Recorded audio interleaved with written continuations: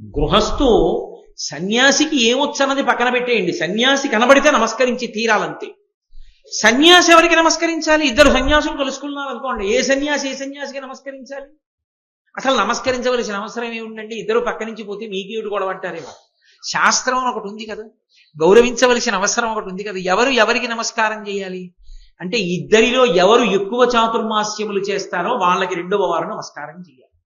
అందుకే పరమాచార్య సశరీరులై ఉన్న కాలంలో ఆయనకి నమస్కరించేవాడు ఆయన నమస్కరించవలసిన వాడు ఈ భూమండలంలో ఇంకొకడు లేడు. 13వ ఏట సన్యాసం తీసుకుని 100వ ఏటకి 87 చాతుర్మాస్యాలు చేశారు. 87 చాతుర్మాస్యములు చేసిన సన్యాసి వేరొకడు లేడు. అందుకే పరమాచార్య నమస్కరించేది భగవంతుడికే తప్ప ఆయన నమస్కరించడానికి వేరొక మనిషి లేకుండా పోయాడు. అందుకే ఒకానొకప్పుడు ఆయన చెప్పుకున్నారు చమత్కారంగా, నేను ఈ యుగంలో పుట్టాను కాబట్టి అదృష్టం, నేను రాముడికి నమస్కరిస్తున్నాను, నేను త్రేతాయుగంలో పుట్టుంటే నాకు అదృష్టం ఉండేది కాదన్నారు. ఎందుకంటే రాముడు నరుడిగా నడిచి ధర్మాన్ని చూపించాడు కాబట్టి, సన్యాసి కాబట్టి పరమాచార్యాక ఆయనే నమస్కరిస్తాడు.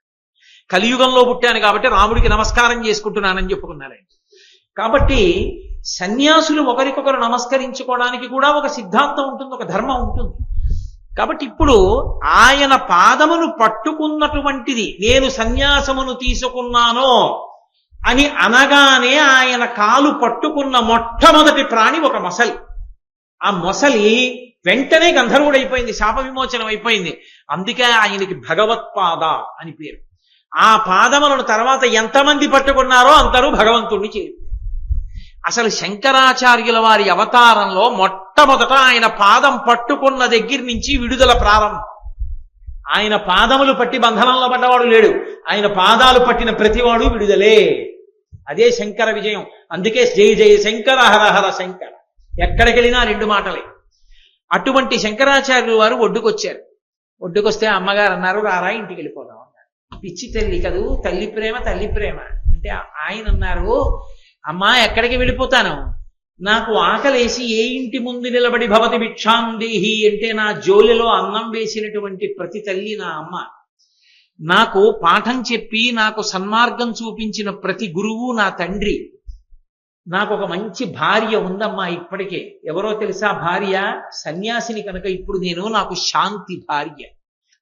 కాబట్టి వసుధైవ కుటుంబకం, నాకు ఈ 3 లోకములు నా కుటుంబమే. కాబట్టి అమ్మాయికి ఇంటికి రావడం కుదరదు, సన్యసించాను కదూ వెళ్ళిపోతున్నాను. ఆయనకి పుట్టవలసిన అవసరం లేదు. పుట్టవలసిన అవసరం లేనివాడు పుడుతూ ఉంటాడు. ఎందుకు పుడుతూ ఉంటాడు అంటే మనలా కర్మ అనుభవించడానికి పుట్టేవాడు కాడు. ఆయన పుట్టడానికి కారణం ఎప్పుడూ ఒక్కటే ఉంటుంది, ధర్మ సంస్థాపనం ఒక్కటే. ఆ ధర్మ సంస్థాపన కొరకు తాను ఏ కుటుంబంలో పుడితే అవకాశం బాగా ఉంటుందో అటువంటి కుటుంబంలో ఆయన జన్మిస్తూ ఉంటాడు లేదా అవతరిస్తూ ఉంటాడు. అందుకే రామచంద్రమూర్తిగా వచ్చినప్పుడు క్షత్రియ కుటుంబంలో జన్మించాడు. శ్రీకృష్ణ భగవానుడిగా వచ్చినప్పుడు గోపాలుల యొక్క కుటుంబమునందు జన్మించినప్పటికీ క్షాత్ర ధర్మమును అవలంబించాడు. ఒకానొకప్పుడు వామనమూర్తిగా వచ్చినప్పుడు బ్రాహ్మణ కుటుంబంలో జన్మించాడు. ఎందుచేత అంటే బ్రహ్మచారిగా బలిచక్రవర్తి దగ్గర భూమిని దానం పట్టి మళ్ళీ తిరిగి దేవేంద్రుడికి రాజ్యం ఇవ్వాలి. అందుకని ఉపేంద్రుడిగా వచ్చాడు కనుక ఇంద్రుడి తమ్ముడిగా వచ్చి మళ్ళీ ఇంద్రుడికి రాజ్యం ఇప్పించడం అవతారం యొక్క ప్రధానమైన ధ్యేయం గనక బ్రాహ్మణ కుటుంబంలో వచ్చాడు. ఈసారి శంకర భగవత్పాదులుగా వస్తున్నారు. అంటే మీరు నన్ను ఒక మాట అడగచ్చు, ఏమండి ప్రతిజ్ఞ చేసిన వాడు విష్ణువు కదా, కృష్ణుడు కదా, పరమశివుడు అవతరించడం ఏమిటండి అని. శివుడు విష్ణువు అని 2 ఉండవు లోకంలో, ఉన్నది ఒకే పరబ్రహ్మము. ఆయా సందర్భములను బట్టి అలా ప్రకాశిస్తూ ఉంటుంది. శంకరాచార్యుల వారే ప్రశ్నోత్తర రత్నమాలిక అని ఒకానొకప్పుడు ఒక గొప్ప గ్రంథాన్ని చేశారు. అందులో సాధకుల పలుపున ఆయనే ప్రశ్న వేసుకుని ఆయనే జవాబు చెప్పారు. అందులో కచ్చ భగవన్ అని ఒక ప్రశ్న, ఎవరు పరమేశ్వరుడు?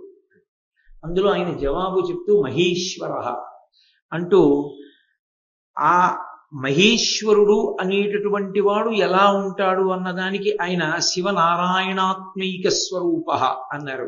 శివుడు నారాయణుడు కలిసినటువంటి స్వరూపమైన మహేశ్వరుడు. కాబట్టి శివకేశవ భేదములేముండవు. ఆయా అవసరాన్ని బట్టి ఆయా రూపాన్ని పరమేశ్వరుడు పొందుతూ ఉంటాడు. ఒక్కొక్క చోట ఆయన పువ్వు చేత ప్రీతి చెందుతాడు, ఒక్కొక్క చోట తులసి దళం చేత ప్రీతి చెందుతూ ఉంటాడు. ఒక్కొక్క నాడు మానాథుడై ఉంటాడు, అంటే లక్ష్మీనాథుడై ఉంటాడు. ఒక్కొక్క రోజున పార్వతీపతి అయి ప్రకాశిస్తాడు. ఒకనాడు బిలోదళంతో పూజెందుకుంటాడు, ఒకరోజు తులసి దళంతో పూజెందుకుంటాడు. ఆయా సందర్భాల్ని బట్టి ఆయా అవసరాల్ని బట్టి భగవంతుడు ప్రకాశిస్తాడు తప్ప నిజానికి శివుడు విష్ణువు అని భేదాలు ఉండవు. అందుకే కృష్ణ భగవానుడు చేసినటువంటి ప్రతిజ్ఞని నిలబెట్టడం తన కర్తవ్యంగా స్వీకరించి శివస్వరూపం శంకరాచార్యుల వారిగా వచ్చింది. వచ్చినప్పుడు జ్ఞాన ప్రబోధం చెయ్యవలసినటువంటి అవతారం ఆ అవతారం. జ్ఞాన ప్రబోధం చెయ్యాలి అంటే వైదికమైనటువంటి కర్మానుష్ఠానం కలిగినటువంటి కుటుంబంలో పుడితే తప్ప అది సాధ్యం కాదు. వైదికమైనటువంటి కర్మానుష్ఠానములు కలిగినటువంటి కుటుంబం బ్రాహ్మణ కుటుంబం అయి ఉంటుంది. కాబట్టి అలా వేదానికి కట్టుబడి బ్రతికేటటువంటి బ్రాహ్మణ కుటుంబాన్ని ఎంచుకుని కారడి అగ్రహారంలో శివగురువు ఆర్యాంబలకి కుమారుడై జన్మించారు. సరే, ఆయన పుట్టినదాదిగా అవతార స్వరూపం కనుక చాలా తొందరగా ఆయన పని చక్కబెట్టుకోవాలి. యథార్థమునకు ఆయన శివగురువు ఆర్యాంబతో స్వప్నంలో చెప్పిన మాట, నేను కేవలం 8 సంవత్సరములు మాత్రమే ఈ భూమండలం మీద ఉంటాను అన్నారు. కానీ 8 సంవత్సరములకు ఉపనయనమయ్యే అవకాశం ఉండదు. ఎంత కామ్యోపనయనం చేసినా 5వ ఏట చెయ్యాలి. అందుకే అది అవతారమూర్తి అయిన కారణం చేత, లేదా కొన్ని సందర్భాలలో గత జన్మలలో చేసుకున్నటువంటి భక్తి కూడా కారణమై ఉంటుంది. ఈ అవతారంలో మాత్రం అవతారం అవడమే కారణం. అందుకే 3వ సంవత్సరం వచ్చేటప్పటికీ ఆయనకి ప్రాంతీయ భాషల యందు సమగ్రమైనటువంటి అధికారం ఏర్పడింది. 5వ సంవత్సరం వచ్చేటప్పటికీ సంస్కృత భాష మీద విశేషమైనటువంటి పట్టు ఏర్పడింది. ఇప్పుడు వేదం చదువుకోవాలన్నా, వేదానికి ఉపాంగాలు చదువుకోవాలన్నా తప్పకుండా ఉపనయనం అవ్వాలి. ఉపనయనం అయితే తప్ప గురువుగారి దగ్గరికి వెళ్ళడం కుదరదు. ఉపనయనము అంటేనే గురువుగారి దగ్గరకు వెళ్ళుట వేదం చదువుకోవడానికి. కాబట్టి ఇంత తెలివైనటువంటి పిల్లవాడిని 8వ సంవత్సరం వరకు వచ్చే పర్యంతము కూడా ఆయనకి ఉపనయనం చెయ్యకుండా ఉంచేస్తే ఆయన వేదం చదువుకోవడానికి కావలసినటువంటి అవకాశాన్ని దూరం చేసినట్టు అవుతుంది. అందుకే శాస్త్రం చదువుకోవడానికి అవకాశం ఇవ్వడానికి అప్పటికే శివగురువు శరీరాన్ని విడిచిపెట్టాడు. ఆర్యాంబ గారు నిర్ణయం చేసుకున్నారు, ఈ పిల్లవాడికి ఉపనయనం చెయ్యాలి అని. ఎన్నవ ఏట? 5వ ఏటనే ఉపనయనం చెయ్యాలి అనుకున్నారు. సాధారణంగా బ్రాహ్మణునకు గర్భాష్టమంలోనే ఉపనయనం. గర్భాష్టమము అంటే బయటికి వచ్చిన తరువాత 8 సంవత్సరాల వయస్సు, అప్పుడు ఉపనయనం కాదు. 7 సంవత్సరముల 2 నెలలకి ఉపనయనం చెయ్యాలి. అంటే అమ్మ కడుపులో ఉన్నటువంటి 10 నెలల్ని కూడా లెక్కలోకి తీసుకుని 7 సంవత్సరముల 2 నెలలు యథార్థమైనటువంటి ప్రాయం. ఆ వయస్సులో ఉపనయనం చేస్తే బాగా పట్టిస్తుంది గాయత్రి. కాబట్టి 7 సంవత్సరముల 2 నెలలు వస్తే తప్ప ఉపనయనం చేయడం కుదరదు. కానీ పిల్లవాడికి 5వ సంవత్సరం వచ్చేటప్పటికే విశేషమైనటువంటి అధికారం వచ్చింది భాష మీద. ఇప్పుడు ఆయనకి వయసు వచ్చేంత వరకు మేము ఉపనయనం చెయ్యము, ఇంట్లో పెట్టి కూర్చుంటే శాస్త్రాధ్యయనం చేసే అవకాశాన్ని దూరం చేసినట్టు అవుతుంది. అందుకే ఒక మినహాయింపు ఇచ్చింది శాస్త్రం. ఒకటి నిత్యోపనయనము అని పిలుస్తారు. నిత్యోపనయనము అంటే సాధారణంగా ఓ బ్రాహ్మణ కుటుంబంలో జన్మించి అందరి పిల్లలు ఎలా పెరుగుతారో అలాగే పెరుగుతూ సామాన్యమైనటువంటి తెలివితేటలుండి నిత్య నైమిత్తిక కర్మానుష్ఠానములు చేసుకుని గాయత్రి యొక్క అనుగ్రహం చేత ధారణాశక్తి పెంపొందడానికి, దుష్టమైనటువంటి భావనలకు దూరంగా ఉండి బ్రాహ్మణ జన్మ తాను 10 విషయాల్ని తెలుసుకుని సమాజం బ్రతకడానికి, సమాజం వైదికంగా ఉండడానికి కావలసినటువంటి ప్రజ్ఞని పంచిపెట్టవలసినటువంటి కర్తవ్యతానిష్టతో కూడుకుని ఉన్నది కనుక అటువంటి అనుగ్రహం గాయత్రీదేవి యొక్క ప్రచోదనం వలన సంభవిస్తుంది కనుక 7 సంవత్సరముల 2 నెలలకి లింగ వివక్ష తెలిసే వయస్సుకి బ్రహ్మచారికి ఉపనయనం చెయ్యాలి అని సిద్ధాంతం. కానీ అసాధారణమైనటువంటి తెలివితేటలు కలిగినటువంటి పిల్లలకి 5వ సంవత్సరంలోనే ఉపనయనం చేసేస్తారు. ఎందుకంటే వాళ్ళు చదువుకోవడానికి అవకాశం ఇచ్చేయడానికి. దాన్ని కామ్యోపనయనము అని పిలుస్తారు. శంకరాచార్యుల వారికి చేసిన ఉపనయనం నిత్యోపనయనం కాదు, అది కామ్యోపనయనం. అందుకే 5వ ఏటనే ఆయనకు ఉపనయనం చేశారు. 5వ ఏట శంకరాచార్యుల వారికి ఉపనయనం చెయ్యాలి అని తల్లిగారు నిర్ణయం తీసుకునే లోపలే శంకరాచార్యుల వారు ఒక అద్భుతమైనటువంటి ప్రజ్ఞని చూపించారు. పంచకావ్యాలు అవి చదువుకుంటూ అప్పటికే గురువు గారి దగ్గర సంస్కృత భాష మొదలైనవి నేర్చుకుని దాని మీద మంచి అధికారం సంపాదిస్తున్న రోజులు. 5 సంవత్సరముల ప్రాయమున్న పిల్లవాడు. ఆయన తన జీవితంలో మొట్టమొదట చేసినటువంటి స్తోత్రం కనకధార. కనకధార స్తోత్రంలో శంకరాచార్యుల వారి అవతారమునందు వారు ప్రచారం చెయ్యబోయేటటువంటి విషయాలు అన్నీ కూడా ఒక అంకుర రూపంలో అంతర్లీనముగా ప్రవహిస్తూ ఉంటాయి. ఆయన వెళ్ళినది ఒక బ్రాహ్మణి ఇంటికి వెళ్ళారు, ఒక బ్రాహ్మణ కుటుంబం ఇంటికి వెళ్ళారు. అది ద్వాదశి తిథి, ద్వాదశి పారణ తిథి. ఏకాదశి నాడు ఉపవాసం ఉండి ద్వాదశి నాడు ఉపవాస విరమణం చెయ్యాలి. ఏకాదశి ఉపవాసం చేస్తే తప్పకుండా ఇంట్లో ఉసిరికాయ ఉండాలి. ఉసిరికాయ తినడంతోనే ఉపవాసాన్ని విడిచిపెట్టాలి అని ధర్మశాస్త్రం. కాబట్టి కనీసంలో కనీసం ఇంట్లో ఉసిరికాయ ఉండాలి కాబట్టి ఓ ఉసిరికాయ తెచ్చి పెట్టుకున్నాడు ఆ బ్రాహ్మణుడు.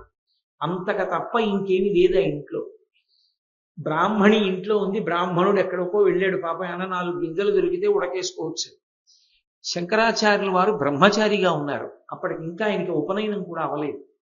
ఆయన బ్రాహ్మణి ఇంటి ముందుకు వెళ్ళారు. భవతి భిక్షాందేహి అన్నారు. బ్రహ్మచారి కదూ, బ్రహ్మచారి సన్యాసి భిక్షాటనం చేస్తారు కాబట్టి భవతి భిక్షాందేహి. అసలు గృహస్థాశ్రమానికి ప్రయోజనం ఏమిటి? అసలు గృహస్థాశ్రమంలో ఎందుకుంటారంటే బ్రహ్మచారికి సన్యాసికి ఆతిథ్యం ఇవ్వడానికి, అన్నం పెట్టడానికి. బ్రహ్మచారి వచ్చి ఇంటి ముందు నిలబడి భవతి భిక్షాందేహి అని అడుగుతుంటే ఆయనకి పెట్టడన్నం పెట్టలేనటువంటి ఆశ్రమంలో ఎందుకున్నానా అని బాధపడుతున్నటువంటి ఆ పేద బ్రాహ్మణి ఎంతో సంకట స్థితిని పొంది ఇల్లంతా వెతికింది. వెతికితే ఆ ఉసిరికాయ దొరికింది. ఆ ఒక్క ఉసిరికాయ శంకరాచార్యుల వారి జోలిలోకి తీసుకొచ్చి వేసింది. శంకరులు వెంటనే లక్ష్మీదేవిని స్తోత్రం చేశారు. మీ అందరికీ సుపరిచితమైనటువంటి స్తోత్రం ఏది? అదే శంకరాచార్యుల వారి అవతారంలో చేసినటువంటి మొట్టమొదటి స్తోత్రం. వందే వందారు మందారం ఇందిరానంద కందలం అమందానంద సందోహ బంధురం సింధురాననం అంగం హరేహ పులకభూషణమాశ్రయంతి భృంగాంగనేవ ముకుళాభరణంతమాలం అంగీకృతాఖిల విభూతిరపాంగలీలా మాంగల్యదాస్తు మమ మంగళ దేవతాయాః అని పిలుస్తూ లక్ష్మీదేవిని స్తోత్రం చేశారు.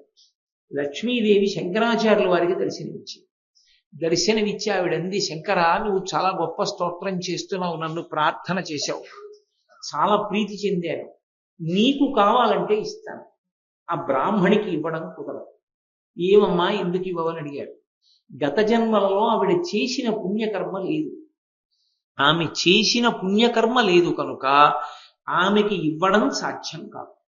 ఇక్కడ మీరు శంకరాచార్యుల వారి సిద్ధాంతాన్ని జాగ్రత్తగా పట్టుకోవాలి. కేవలము కర్మ చెయ్యడం కాదు, కేవలము కర్మ. రమణులు కూడా ఉపదేశసారంలో అదే అంటారు, కర్మ తజ్జడం. కర్మ వలన ఫలితం వస్తుంది అనుకుంటే పొరపాటు. అన్ని వేళలా చేసిన పని వలన ప్రయోజనం వచ్చేసేయడమే నిశ్చయం అయితే సత్యనారాయణ వ్రతం చేసుకున్నటువంటి వాళ్ళందరూ పీటల మించి లేచేటప్పటికీ వాళ్ళ కోరికలు తీరిపోవాలి. వాళ్ళ అబ్బాయికి ఉద్యోగం వచ్చేసినటువంటి ఉత్తర్వులు వచ్చేయాలి, వాళ్ళ అమ్మాయికి పెళ్లి కుదిరిపోవాలి. మరి ఎందుకు అవదు? కర్మ వలన కాదు, మీరు చేసిన కర్మ వలన ప్రీతి చెందిన పరమేశ్వరుని యొక్క అనుగ్రహము వలన కార్యము సిద్ధిస్తుంది. ప్రధానమైన మాట ఏది అంటే ఈశ్వరుని యొక్క తృప్తి. ఈశ్వరుడు తృప్తి దేనికి చెందడు అంటే ఈ కర్మ నేను చేస్తున్నానన్న భావనలో అహంకారము పొడసూపితే, నేను తప్ప ఇలా చెయ్యగలిగిన వాడు ఎవరున్నాడు అన్న అహంకారంతో చేస్తున్నాడు అనుకోండి, అందులో భక్తి ముడిపడలేదు. నేనెంతటి వాణ్ణి? పరమేశ్వరుడు అనుగ్రహించాడు కాబట్టి నేను ఆయన చేతి పనిముట్టునై ఆయనకి పనికొచ్చాను. ఇంతకన్నా నా జన్మకి సార్థక్యమే ఉంది. నా తండ్రి నన్ను ఉత్తమమైన మార్గంలో నడిపిస్తున్నాడన్న భావన కలిగి ఆ సంతోషంతో ఆ భక్తితో చేసినటువంటి కర్మ ఈశ్వరుని యొక్క అనుగ్రహములకు పాత్రుడయ్యేటట్టు చేస్తుంది తప్ప కేవలముగా కర్మ అన్ని వేళలా ఫలితాన్ని ఇవ్వదు. భక్తితో చేసిన కర్మ మాత్రమే అనుగ్రహిస్తుంది. అందుకే శంకరాచార్యుల వారికి దేశిక అని ఒక బిరుదునామం ఏమి దేశిక అని గురువుల్ని పిలుస్తారు. అందుకే మనం తోటకాష్టకం చేస్తున్నప్పుడు భవశంకర దేశికమే శరణం అంటూ ఉంటాం. ప్రతి శ్లోకం చివర కూడా భవశంకర దేశికమే శరణం. శంకర దేశికులు అన్న మాటకు అర్థం ఏంటి? దేశిక అంటే ఒక దేశమునందున్నవాడు అని ఒక అర్థం. దేశము అన్నప్పుడు ఖచ్చితంగా దిక్కుల మధ్య ఉన్నది అని గుర్తు. దానికి ఎల్లలు ఉంటాయి. తూర్పున బంగాళాఖాతము, పడమన అరేబియా మహాసముద్రము, ఉత్తరమున హిమాలయ పర్వతములు, దక్షిణమున హిందూ మహాసముద్రము, దీని మధ్యలో ఉన్న దేశం. అప్పుడు దానికి ఎల్లలు ఉన్నాయి. తూర్పు, పశ్చిమం, ఉత్తరం, దక్షిణం 4 దిక్కుల్లా ఎంతవరకు పరివ్యాప్తమై ఉన్నది అన్నది చెప్తారు. అది ఒక దేశం. దేశము అంటే ఒక ప్రాంతము. అలాగే దేశము, ఆదేశము, సందేశము, వీటన్నిటినీ దేశమని పిలుస్తాం. ఉపదేశము, ఇవి ఆజ్ఞా సంబంధం లేదా వార్తని పంపించడం. సందేశము వార్తని పంపించడం. ఉపదేశము అంటే ఉప అంటే సమీపమునందు, భగవంతుడికి దగ్గరగా వెళ్ళడానికి కావలసినటువంటి ఒక ఉపకరణాన్ని అందించడం ఉపదేశము. దేశిక అన్న మాటకు అర్థం ఏమిటంటే, మీరు పరమేశ్వరుణ్ణి చేరుకోవడానికి ఏ మార్గంలో ప్రయాణిస్తే చేరుకోగలరో ఆ మార్గాన్ని వేద విహితంగా, వేదములను బాగా చదువుకున్నటువంటి వాడై, తాను స్పష్టముగా మార్గమును తెలుసుకున్నవాడై, తాను ఏ అయోమయం లేకుండా, ఇతరులను అయోమయానికి గురి చెయ్యకుండా భగవంతుణ్ణి చేరుకోవడానికి ఎవరెవరి శక్తిని బట్టి వాళ్ళకి తగిన మార్గాన్ని ఉపదేశించగలిగినటువంటి సమర్థుడైన గురువునకు దేశికుడని పేరు. దేశికుడు అంటే మార్గమును చూపించువాడు. శంకరాచార్యుల వారి కాళ్ళు పట్టుకుంటే ఏమవుతుంది? శంకర భగవత్పాద. శంకరుల పాదం పట్టుకుంటే భగవంతుని పాదం దొరుకుతుంది. అంటే వారు గురువై పరమేశ్వరుడి చెంతకి చేరుస్తారు. లోకంలో ఒక సంప్రదాయం ఉంది, గురువు ఉండి తీరాలి జన్మకి. గురువు లేని జన్మ అర్ధరహితమైన జన్మ. గురువు ఉండాలి తప్పకుండా. కానీ గురువు లేకపోతే ఏం చెయ్యాలి అని అడిగారు. శంకరాచార్యుల వారి మూర్తిని ఇంట్లో పెట్టుకుని వారిని గురువుగా వరించవచ్చు. ఈయనే మా గురువు గారు అనొచ్చు. అలా అనుమతింపబడింది ఒక్క శంకరాచార్యుల వారి విషయంలోనే, ఇక ఇతరులకు చెల్లదు. ఒక్క శంకర భగవత్పాదుల మూర్తిని ఇంట్లో పెట్టుకుని ఈయన మా గురువు గారు అని రోజు గురు బ్రహ్మ, గురు విష్ణు, గురు దేవో మహేశ్వర, గురు సాక్షాత్ పరబ్రహ్మ, తస్మై శ్రీ గురవై నమః అని శంకరాచార్యుల వారికి నమస్కారం చేయడాన్ని ధర్మ ఉపాసనా మార్గాలు అంగీకరించాయి. అందుకని శంకరులు అందరికీ గురువు, అందరికీ గురువు. అందుకే వారికి జగద్గురువు అని ఒక పేరు. జగద్గురువు అన్న మాటని ఎవరు పడితే వాళ్ళు తీసుకొచ్చి తగిలించేసుకోకూడదు. ప్రతి వాళ్ళు తీసుకొచ్చి ఆ పేరుని తగిలించుకునేటంత చౌకబారు పేరు కాదది. ఇవాళ అన్నిటికన్నా తేలికైపోయింది ఏమిటంటే గురు శబ్దాన్ని రకరకాలుగా అన్వయించుకోవడం అలవాటైపోయింది. అలా కాదు. జగద్గురు అన్న మాట ఎవరికి అన్వయం అవుతుందంటే, వేదము, వేదాంగములు, పురాణ కావ్యములు అన్నిటి మీద విశేషమైనటువంటి అధికారం ఉండి, తాను తన మాటని ప్రపంచంలో ఎక్కడ ఉండనివ్వండి, ఆయనని పట్టుకుని ఆయన మీద గురి పెట్టుకుని అనుసరించినంత మాత్రం చేత తరింప చేయగలిగినటువంటి వాగ్వైభవం ఉన్నవాడై ఉండాలి. ఇక్కడే ఉండక్కర్లేదు. గురువు గారు వెళ్ళరు సముద్రాలు దాటి, శంకరాచార్యుల వారు వెళ్ళలేదు, భారతదేశంలోనే ఉన్నారు. కానీ శంకరాచార్యుల వారి మాట పట్టుకున్నాడు ఎవరో, ఎక్కడో ఏ దేశంలోనో పట్టుకున్నాడు. పట్టుకుని శంకరాచార్యుల వారు మా గురువు గారు, అంతే, వారు చెప్పినట్లుగా నేను బ్రతుకుతానన్నారు. శంకరుల మాట పట్టుకుని ఈ జగత్తు యందు ఎక్కడ ఉన్నా నువ్వు తరించిపోవచ్చు. జగత్తులో ఎవరైనా సరే ఆయన చెప్పినట్లు బ్రతకగలిగితే తరిస్తారు. అటువంటి వాగ్వైభవం, అటువంటి మార్గ నిర్దేశకత్వం చెయ్యగలిగినటువంటి వారైతే, అంతటి సమర్థులైతే వారిని దేశిక అని పిలుస్తారు. అందుకని భవశంకర దేశికమే శరణం అని ఆయనకి శరణాగతి చేస్తాం.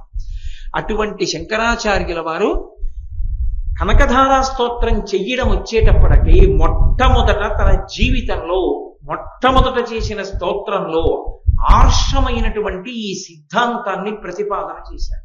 అప్పటి వరకు భారతదేశంలో ఏమైపోయిందంటే, అంతకు ముందు వచ్చినటువంటి కుమరిల భట్టు, మండన మిశ్రుడు, వీళ్ళ యొక్క ప్రభావం చేత కర్మ మార్గం అంటే కర్మకి కట్టుబడ్డం అంతే.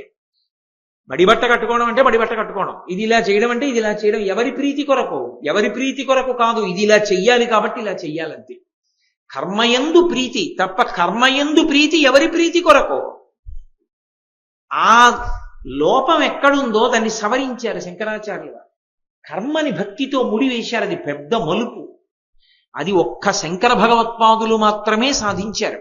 అది కనకధారా స్తోత్రమునందు అంతర్లీనం. అందుకే శంకరాచార్యుల వారు చేసినటువంటి స్తోత్రంలో ఒక అద్భుతం ఉంది.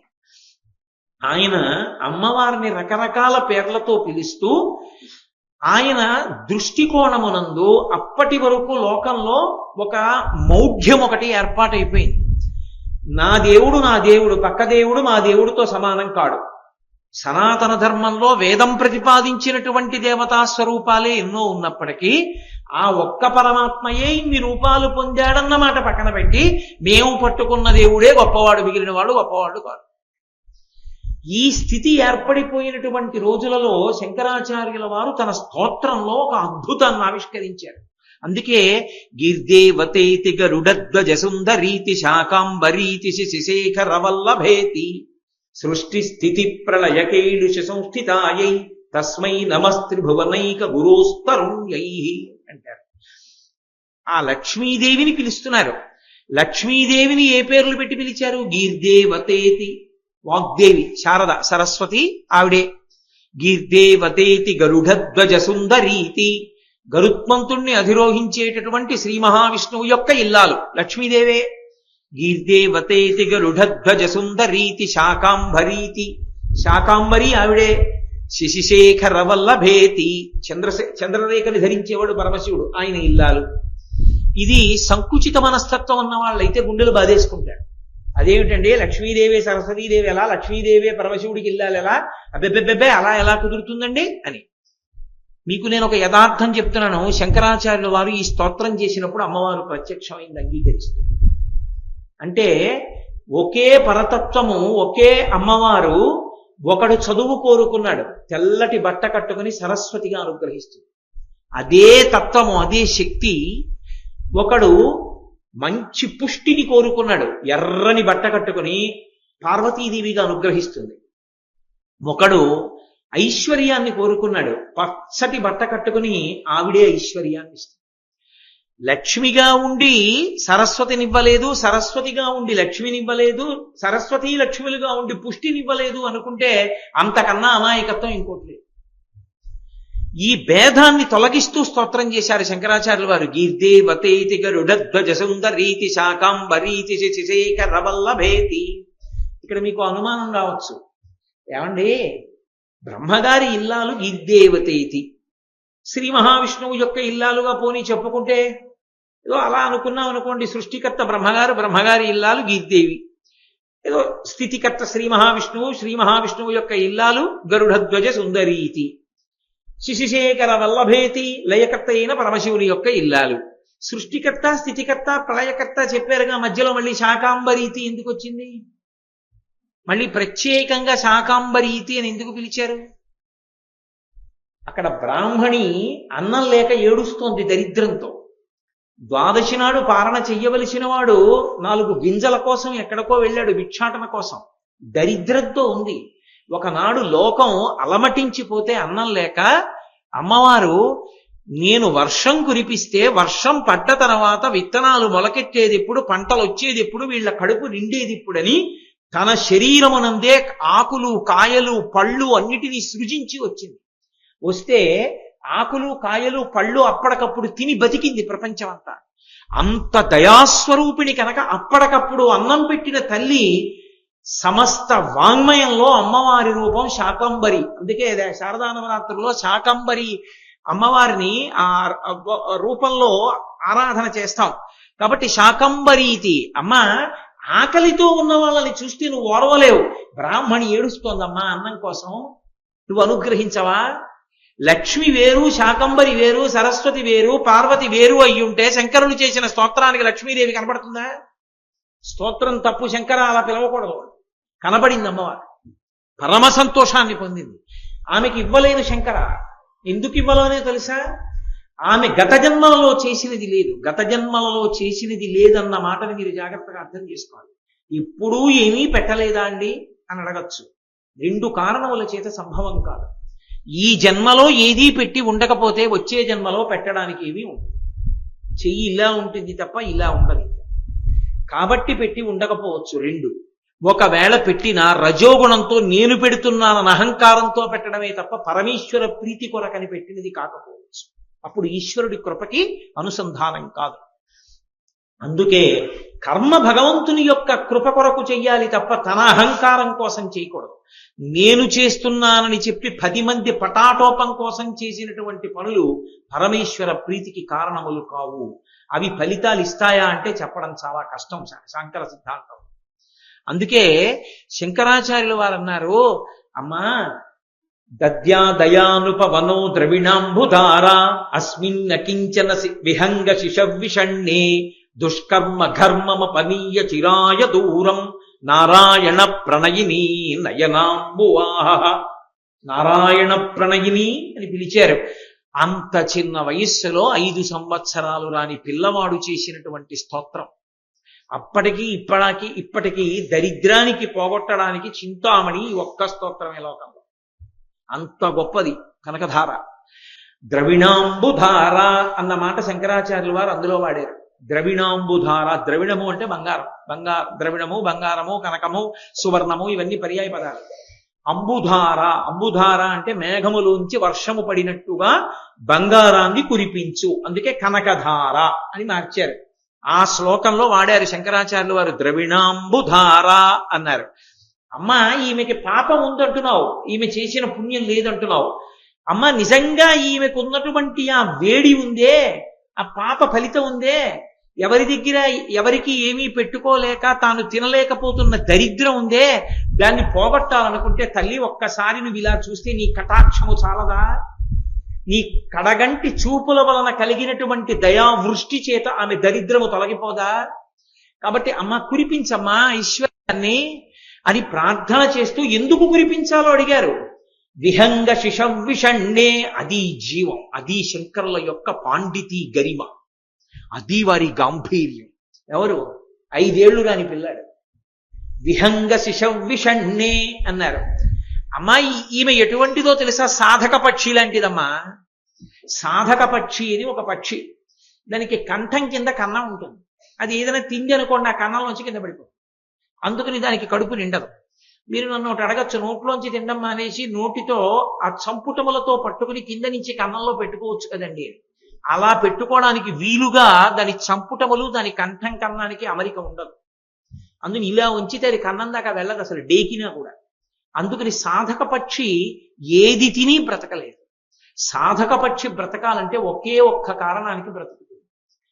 పైనుంచి మేఘం వర్షాన్ని కురిపిస్తే అది కంఠాన్ని ఇలా పెడితే వాలుగా వాన చినుకులు దాని కంఠపు కన్నంలోకి వెళ్ళి కడుపు నిండుతాయి. అమ్మా నువ్వు అనుగ్రహించని నాడు నేను పెట్టినా పోతుంది, ఉండదు. నువ్వు అనుగ్రహిస్తే నిలబడుతుంది. ఈమె ఎవరో తెలుసా అమ్మా? అటువంటి సాధక పక్షి దరిద్రంతో ఉంది, అనుగ్రహించలేవా? నువ్వు తల్లివి కదా, జగజ్జననివి. ఈమె నీ బిడ్డ. ఎటువంటి బిడ్డ? విహంగ శిశవిషణ్ణే.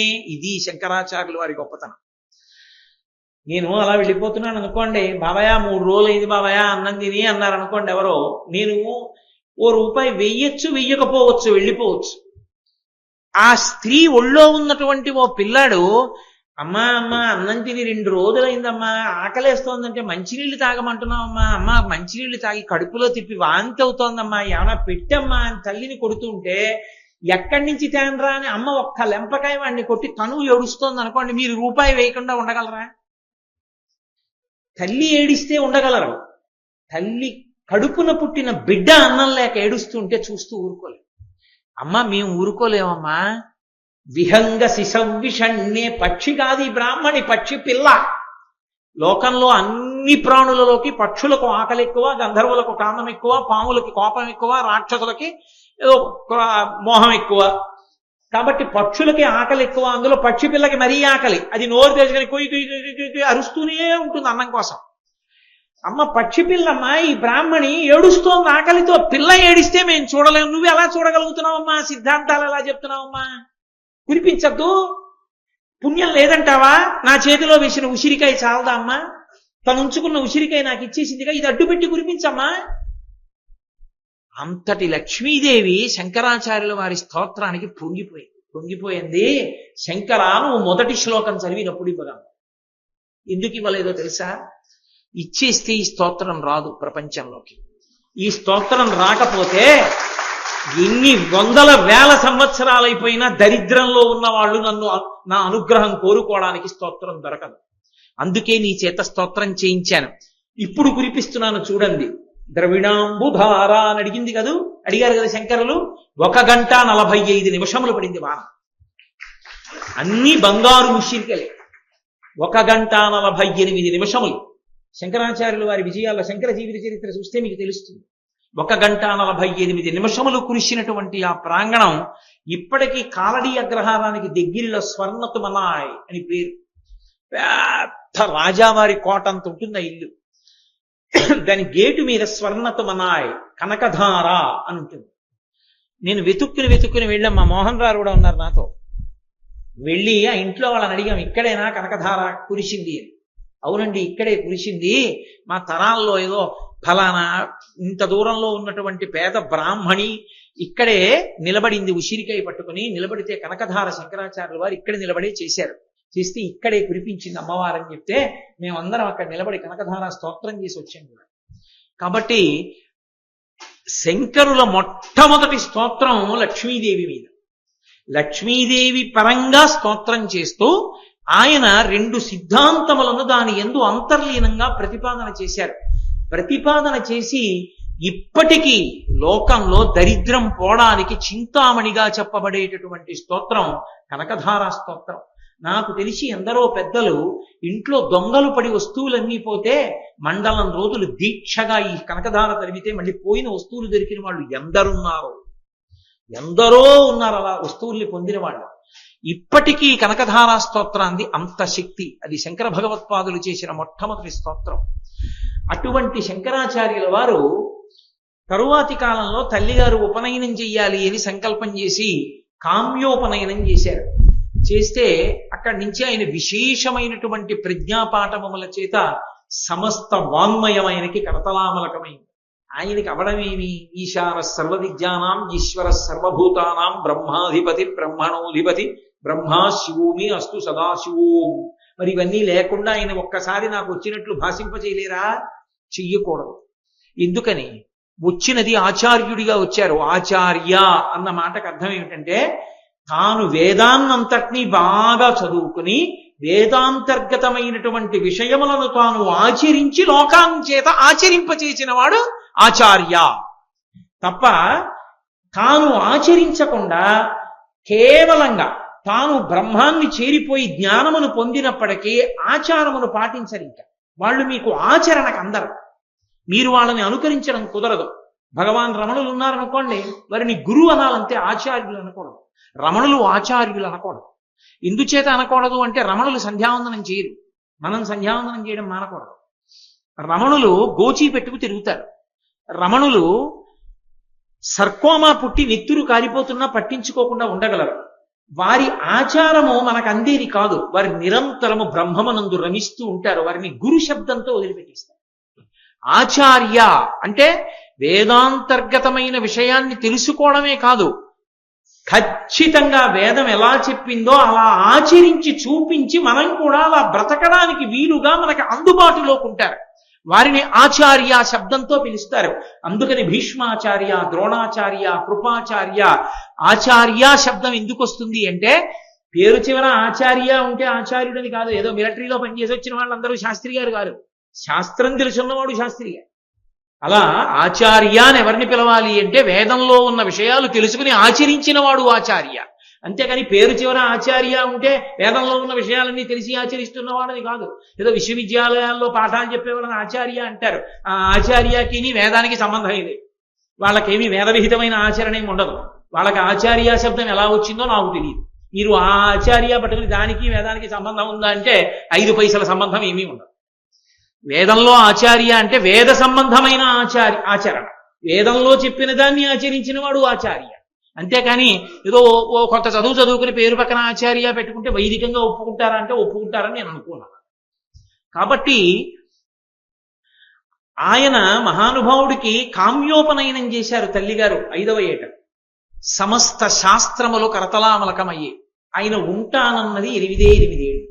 సరే, వేరు కారణముల చేత 32 సంవత్సరములు మాత్రమే జీవించారు. ఆ 32 సంవత్సరాల్లోనూ 8 ఏళ్ళు బ్రహ్మచర్యానికి సరిపోయింది. ఎందుకంటే అమ్మ దగ్గరే ఉన్నారు, గురువు గారి దగ్గర ఉన్నారు చదువుకుంటూ. అలా చదువుకోవడం ఎందుకు? చదువుకోకపోయినా అన్ని తెలిసినవారేగా. 10 మందికి లోకంలో చెప్పవలసిన వాడు తాను గురు సమాశ్రయణం చేసి గురువు దగ్గర మాటను నేర్చుకోకపోతే రేపు గురు వైభవాన్ని ఎవరికి చెప్తారు? గురువు గారి గొప్పతనం ఎలా తెలుస్తుంది? అందుకని తాను ముందు గురువు గారి పాదాలు పట్టి చదువుకున్నాడు. 2, తాను కేవలము బ్రహ్మచారిగా ఉండిపోయారనుకోండి, అసలు అవతారం మనకు ప్రయోజనం చెల్లదు. ఎందుకని? వచ్చిన అవతారం దేనికి వచ్చింది? లోకంలో జ్ఞానబోధ చెయ్యాలి, వేదము యొక్క ప్రమాణాన్ని నిలబెట్టాలి, 72 అవైదికమైన వాదనలను ఖండించాలి. ఇవి ఖండించాలంటే దేశమంతా తిరగాలి. బ్రహ్మచారిగా ఉంటే కుదురుతుందా? ఓ గురువు గారి దగ్గర ఉండాలి. గురువు గారు ఒరే భిక్ష పట్టరా అంటే పట్టరావాలి, ఒరే దర్భలు పట్టరా అంటే పట్టరావాలి, పాఠం చదువుకో అంటే చదువుకోవాలి, నా కాళ్ళు పట్టరా అంటే కాళ్ళు పట్టాలి. అంతేకాని గురువుగారు నేను దేశాలన్నీ తిరిగి వస్తానని బ్రహ్మచారి వెళ్ళకూడదు. గృహస్థుగా ఉంటే భార్యాబిడ్డలను వదిలేసి వెళ్ళిపోకూడదు. వానప్రస్థుగా ఉంటే అరణ్యంలో కూర్చుని తపస్సు చెయ్యాలి తప్ప దేశాటనం చేయకూడదు. ఒక్క సన్యాసి మాత్రం ఒక చోట ఉండకుండా తిరుగుతూ ఉండాలి. ఎందుకని? ఎవ్వరితోటి సంబంధం ఉండకూడదు. అన్నిటినీ విడిచిపెట్టి ఎప్పుడూ తిరుగుతూ ఉంటాడు సన్యాసి. కాబట్టి అలా తిరుగుతూ ఉంటే 72 వాదనలను ఖండించి వేద ప్రమాణాన్ని నిలబెట్టచ్చు. అందుకని సన్యాసాశ్రమంలోకి వెళ్ళాలి. ఎంత తొందరగా సన్యాసాశ్రమంలోకి వెడితే అంత తొందరగా అవతార ప్రయోజనం నెరవేరుతుంది. 8వ ఏడు వచ్చేస్తోంది. అమ్మ సంబంధాలు చూస్తున్నారు. ఒరే ఉన్నదొక్కగానొక్క కొడుకువి, నీకు సంబంధం చూస్తున్నాను రా, పెళ్లి చేస్తాను, నువ్వు కంటి ముందు కొడుకు కోడలు ఉంటే నాకు సంతోషంగా ఉంటుంది, ఇంతటి మహావిద్వాంసుడు అంటున్నారు ఆర్యాంబ గారు. ఎలా సన్యాసం స్వీకరించడం ఎదురు చూస్తున్నారు శంకరులు. ఆ శుభతరుణం రానే వచ్చింది. ఒకానొక ఆయన పూర్ణానది దూరంగా ప్రవహిస్తుంటే దగ్గరికి పిలిచారు. నిన్న చెప్పాను కదా మీతో, అమ్మగారికి ఒంట్లో బాగుండక నైమిత్తిక దినాడు స్నానం చేయడానికి నది వరకు వెళ్ళలేక బాధపడుతుంటే నదినే ఆ ఇంటి సమీపంలో ప్రవహించమని శంకరులు ప్రార్థన చేస్తే పూర్ణానది తన ప్రవాహ మార్గాన్ని మళ్లించుకుని వచ్చి శంకరుల యొక్క ఇంటి ముందు నుంచి ప్రవహించింది. ఒకనాడు శంకరుల తల్లి ఒడ్డున నించుని ఉన్నారు. ఇప్పటికీ మీరు కాలడీ వెడితే చూడొచ్చు, శంకరాచార్యుల వారి పాదాన్ని మొసలి ఎక్కడ పట్టుకుందో ఆ రేవు ఇప్పటికీ ఉంది. ఆ రేవును ఒక ప్రత్యేకమైన పేరుతో పిలుస్తారు. ఆ పక్కనే శంకరాచార్యుల వారి ఇల్లు కూడా ఉంది. ఆ పూర్ణానదిని శంకరాచార్యుల వారి దగ్గరికి రమ్మని పిలిచినప్పుడే ఆ నది ప్రవాహ వేగాన్ని మార్చుకున్నప్పుడు మధ్యలో ఉన్న కృష్ణుడి దేవాలయం కొట్టుకుపోతే కృష్ణ భగవానుడు, ఏమయ్యా నా దేవాలయం కొట్టుకుపోతోంది, నువ్వు పూర్ణానదిని దగ్గరికి పిలిచావన్నారు. శంకరులు బాలశంకరులప్పటికి ఆ కృష్ణుడి విగ్రహాన్ని తీసుకొచ్చి ఆయన యొక్క చిన్న వయస్సులో ఆయన మేధాశక్తిని చూసి పొంగిపోయినటువంటి రాజు ఆయనని ఆదరిస్తే ఆ రాజుని అక్కడ కృష్ణాలయం నిర్మించమని అడిగారు. అడిగితే ఇప్పటికీ ఆ పక్కనే కృష్ణాలయం నిర్మింపబడి ఉంటుంది శంకరాచార్యుల వారి ఇంటి పక్కన. ఇప్పటికీ ఉంది ఆ విగ్రహం, ఇప్పటికీ ఉంది ఆ దేవాలయం. శంకరుల కాలు మొసలి ఏ రేవులో పట్టుకుందో ఆ రేవు ఇప్పటికీ ఉంది. అక్కడ స్నానం చేస్తూ ఉంటారు. పూర్ణానది ప్రవహిస్తూ ఉంటుంది. అటువంటి పూర్ణానదిలో స్నానం చేసి అమ్మగారు పైకెక్కారు. అమ్మగారు ఒడ్డున నించున్నారు, శంకరాచార్యుల వారు కిందకి దిగారు. నేను శంకరాచార్యుల వారు అని అలవాటు మీద అంటున్నాను, కానీ మీరు బాలశంకరులు అనుకుంటూ ఉండాలి సన్యాసం పూర్తయ్యేవారు. కాబట్టి బాలశంకరులు దిగారు. దిగి ఆయన స్నానం చేస్తున్నారు. స్నానం చేస్తుంటే మొసలి వచ్చి మొసలి కాలు పట్టుకుంటే వెంటనే శంకరులు పైన మెట్ల మీద నిలబడిన అమ్మ వంక తిరిగి చూసి అన్నారు, అమ్మా నా కాలు మొసలి పట్టుకుంది, నేను సన్యసిస్తానమ్మా అన్నారు. ఎందుకురా నాయనా సన్యాసం అంది తల్లి. అమ్మా నేను కాని సన్యసించానా పునర్జన్మ, ఈ జన్మ విడిచిపెట్టేసి ఈ జన్మ పూర్తయిపోయినట్టు లెక్క, కాబట్టి కాలుని పట్టుకున్న మొసలి వదిలేయచ్చు, అవకాశం ఉంటుంది. 2, నేను సన్యసిస్తే నాకు ముందు ఉన్న 21 తరాలు తరిస్తాయి, కాబట్టి నువ్వు కూడా తరిస్తావమ్మా. ఒకవేళ సన్యసించి బ్రతికాననుకో నీ కళ్ళ ముందు సన్యాసిగా తిరుగుతూ ఉంటాను. కాదు అని అన్నావనుకో అమ్మా ఈ మొసలి నన్ను లాగేస్తుంది. అందుకని అమ్మా నన్ను అనుమతించు అన్నారు. ఎందుకని? తల్లి తండ్రి ఇద్దరు ఉంటే ఇద్దరు, లేదా తల్లి అనుమతించకుండా సన్యాసం తీసుకోకూడదు. కాబట్టి తల్లిని అనుమతించమని అడిగారు. అమ్మగారు పాపం కంగారు పడిపోయింది. ఏ కొంచెమైనా ఆలోచిస్తే మొసలి పిల్లాన్ని లాగేస్తుంది. ఎంత ఉంటాడంటే 5 ఏళ్ల పిల్లాడు ఇంతున్నాడు, లాగేస్తుంది. లాగేస్తే కొడుకు ఉండడు. సన్యాసం తీసుకోరా అని ఒక మాట అన్నారనుకోండి, సన్యసిస్తే కళ్ళ ముందు కనీసం తిరుగుతూ ఉంటాడు. అందుకని ఆవిడ కొడుకు కనపడతాడన్న తాపత్రయంతో నీ ఇష్టం వచ్చినట్టు చెయ్యి. అలా తీసుకునే సన్యాసాలు 2 రకాలుగా ఉంటాయి. ఒకటి ఆతుర సన్యాసము అంటారు, రెండవది ఆపత్ సన్యాసము అంటారు. అంటే ఏదో ఇంకా నయం కాదండి ఈ వ్యాధి అని వైద్యులు ప్రకటించేసి మహా అయితే ఇంకొక 20 రోజులు ఉంటారంటే అంతకన్నా ఉండే అవకాశం లేదు, మీకు ముఖ్యమైన వాళ్ళు ఎవరైనా ఉంటే పిలిపించేసుకోండి, అనవసరమైన బాధ పెట్టడం, ఈ వైద్యశాలలో ఉంచడం, ఇంటికి తీసుకెళ్ళి ఉంచేసేయండి, పాపం ఏదో ఆయనకి కావలసినవి పెట్టేసేయండి, ఎలాగో ఉండడు 20 రోజుల్లో అన్నారు అనుకోండి. అప్పుడు కూడా కావలసినవి తినేద్దామని తాపత్రయం కొంతమందికి ఉంటుంది. 20 రోజుల్లో వెళ్ళిపోతాం కదా, దిక్కుమాల శరీరం, ఇన్నాళ్ళు దీంతో వేతన పడ్డాను అయిపోయింది, ఇంకా వెళ్ళిపోయే ముందు ఏమిటి శరీరంతో తాపత్రయం, బంధువులతో తాపత్రయం అని విశేషమైన వైరాగ్యం వస్తుంది కొంతమందికి. అంతటి తీవ్ర వైరాగ్యం వస్తే శాస్త్రీయమైన సన్యాసాన్ని తీసుకోకుండా అప్పటికప్పుడు మరణశయ్య మీద ఉండి సన్యాసం తీసుకుంటాడు. అలా తీసుకున్న సన్యాసాన్ని ఆతురత సన్యాసం అంటారు. ఆపత్ సన్యాసము అని ఒక సన్యాసం ఉంటుంది. అంటే అకస్మాత్తుగా ప్రమాదం వచ్చి పొటమరించేసింది అనుకోండి, ఇదిగో ఇప్పుడు శంకరాచార్యులు వారి కాళ్ళని మొసలు పట్టేసుకున్నాడు, ఇంకా బతుకుతానో బతకతో అన్న సందిగ్ధం వచ్చింది అనుకోండి, సన్యాసం తీసేసుకుంటాడు. సన్యస్తోహం, నేను సన్యసించాను అని అరుస్తాడు. అరిచి దానికి ఒక ప్రత్యేకమైన మంత్రభాగం ఉంటుంది, ప్రేక్షమంత్రం, ఆ మంత్రాన్ని పఠిస్తారు. ఆ మంత్రం చదివారు అంటే ఇక లోకంలో నన్ను చూసి ఎవ్వరూ భయపడవలసిన అవసరం లేదు, నేను ఏ ప్రాణి పట్ల నిర్దయగా ఉండను, హింస విడిచిపెట్టేశాను, నా వలన ఎవ్వరికీ బాధ ఉండదు. అందుకే చాతుర్మాస్యం చేస్తారు. వర్షాకాలం 4 నెలలు ఎక్కడికి వెళ్ళరు, ప్రాణులు పుడుతూ ఉంటాయి, తమ పదఘట్టనల చేత మరణిస్తాయి కాబట్టి ఎక్కడికి వెళ్ళరు, ఉండిపోతారు చాతుర్మాస్యానికి, ఏదో ఒక ఊళ్ళో ఉండిపోతారు. కాబట్టి నా వలన ఏ ఇబ్బంది లోకానికి లేదు అని ప్రకటనం చేశారు. ప్రకటనం చెయ్యగానే కాలిని పట్టుకున్న మొసలి విడిచిపెట్టేసి గంధర్వుడు కనపడ్డాడు ఎదురుగుండా. కనపడి ఆ గంధర్వుడు తన కథ తానే చెప్పాడు. అయ్యా, ఒకనకొకప్పుడు నేను ఆ హిమాలయ పర్వతాల మీద ఉన్నటువంటి సరోవరంలో నా ప్రియురాళ్లతో కలిసి ఉన్మత్త ఆ స్థితిలో ఆడుకుంటున్నాను, జలక్రీడలలో ఉన్నాను. అటుగా దుర్వాసో మహర్షి వెళ్ళిపోతున్నారు. దుర్వాసో మహర్షి పరమశివుని యొక్క అంశ. ఆయనని చూసి గౌరవించలేదు, నమస్కరించలేదు, కనీసం లేచి నిలబడలేదు. ఆయనని చూసి ఈయనని పెద్ద గౌరవించేది ఏమిటి అన్నట్లు ఎగతాళిగా నవ్వాడు. ఆయన చూసి అన్నారు, నీకు జలక్రీడలాడడం అంత సంతోషంగా ఉంది తప్ప మహాత్ములు నీ కంటికి కనపడలేదు కనుక జలమునందు చెరించేటటువంటి మొసలివై ఉండెదువుగాక అని శాపవాక్కు విడిచిపెట్టాడు. అప్పుడు తలకెక్కిన మదం కిందకి దిగి వచ్చి ఆయన కాళ్ళ మీద పడ్డాడు. నాకు శాప విమోచనం ఎలా అన్నాడు. పరమశివుని పాదాన్ని నువ్వు పట్టుకున్నప్పుడు. పరమశివుడి పాదం నాకెందుకు దొరుకుతుంది మొసలిగా ఉంటే నీళ్లలో? నువ్వు పట్టుకోవడం అంటే నువ్వు వెళ్ళి పట్టుకోక్కర్లేదు, శివపాదములే నీ దగ్గరికి వస్తాయి. ఒకనాడు నీ దగ్గరికి శివుని యొక్క పాదములు వస్తాయి, ఆ పాదాన్ని పట్టుకుంటావు, నీకు శాప విమోచనం. చాలా సంతోషం అన్నాడా, మొసలై పడున్నాడు పూర్ణానదిలో. బాలశంకరులు కాలు పెట్టారు. బాలశంకరులు అంటే కైలాస శంకరుడే, అందుకే ఆయన కాలు పెట్టారంతే. మొసలి ఆ పట్టుకున్న కాలు విడిచిపెట్టేసి గంధర్వుడై వెళ్ళిపోయింది. ఆయన కాలు మొట్టమొదటిసారి పట్టుకున్నది ఏది ఉందో దానికి శాప విమోచనం అయిపోయింది. ఆయన బ్రహ్మచారి కదూ, చిన్నవాడు, అప్పటి వరకు ఆయన కాళ్ళు ఎవరు పట్టుకుంటారు, ఎవరు పట్టుకోరు. అదొక కారణం ఆయన బ్రహ్మచారిగా ఉండకపోవడానికి. బ్రహ్మచారిగా ఉంటే ఎవరు పెద్దరికాన్ని అంగీకరించారు, పిల్లాడికి నోరుమొయ్యి అంటారు. అదే సన్యాసి అయితే గృహస్థులందరూ ఆయనకి నమస్కరించారు. పైగా ఒక నియమం ఉంది, గృహస్థు సన్యాసికి ఏమొచ్చన్నది పక్కన పెట్టేయండి, సన్యాసి కనబడితే నమస్కరించి తీరాలంతే.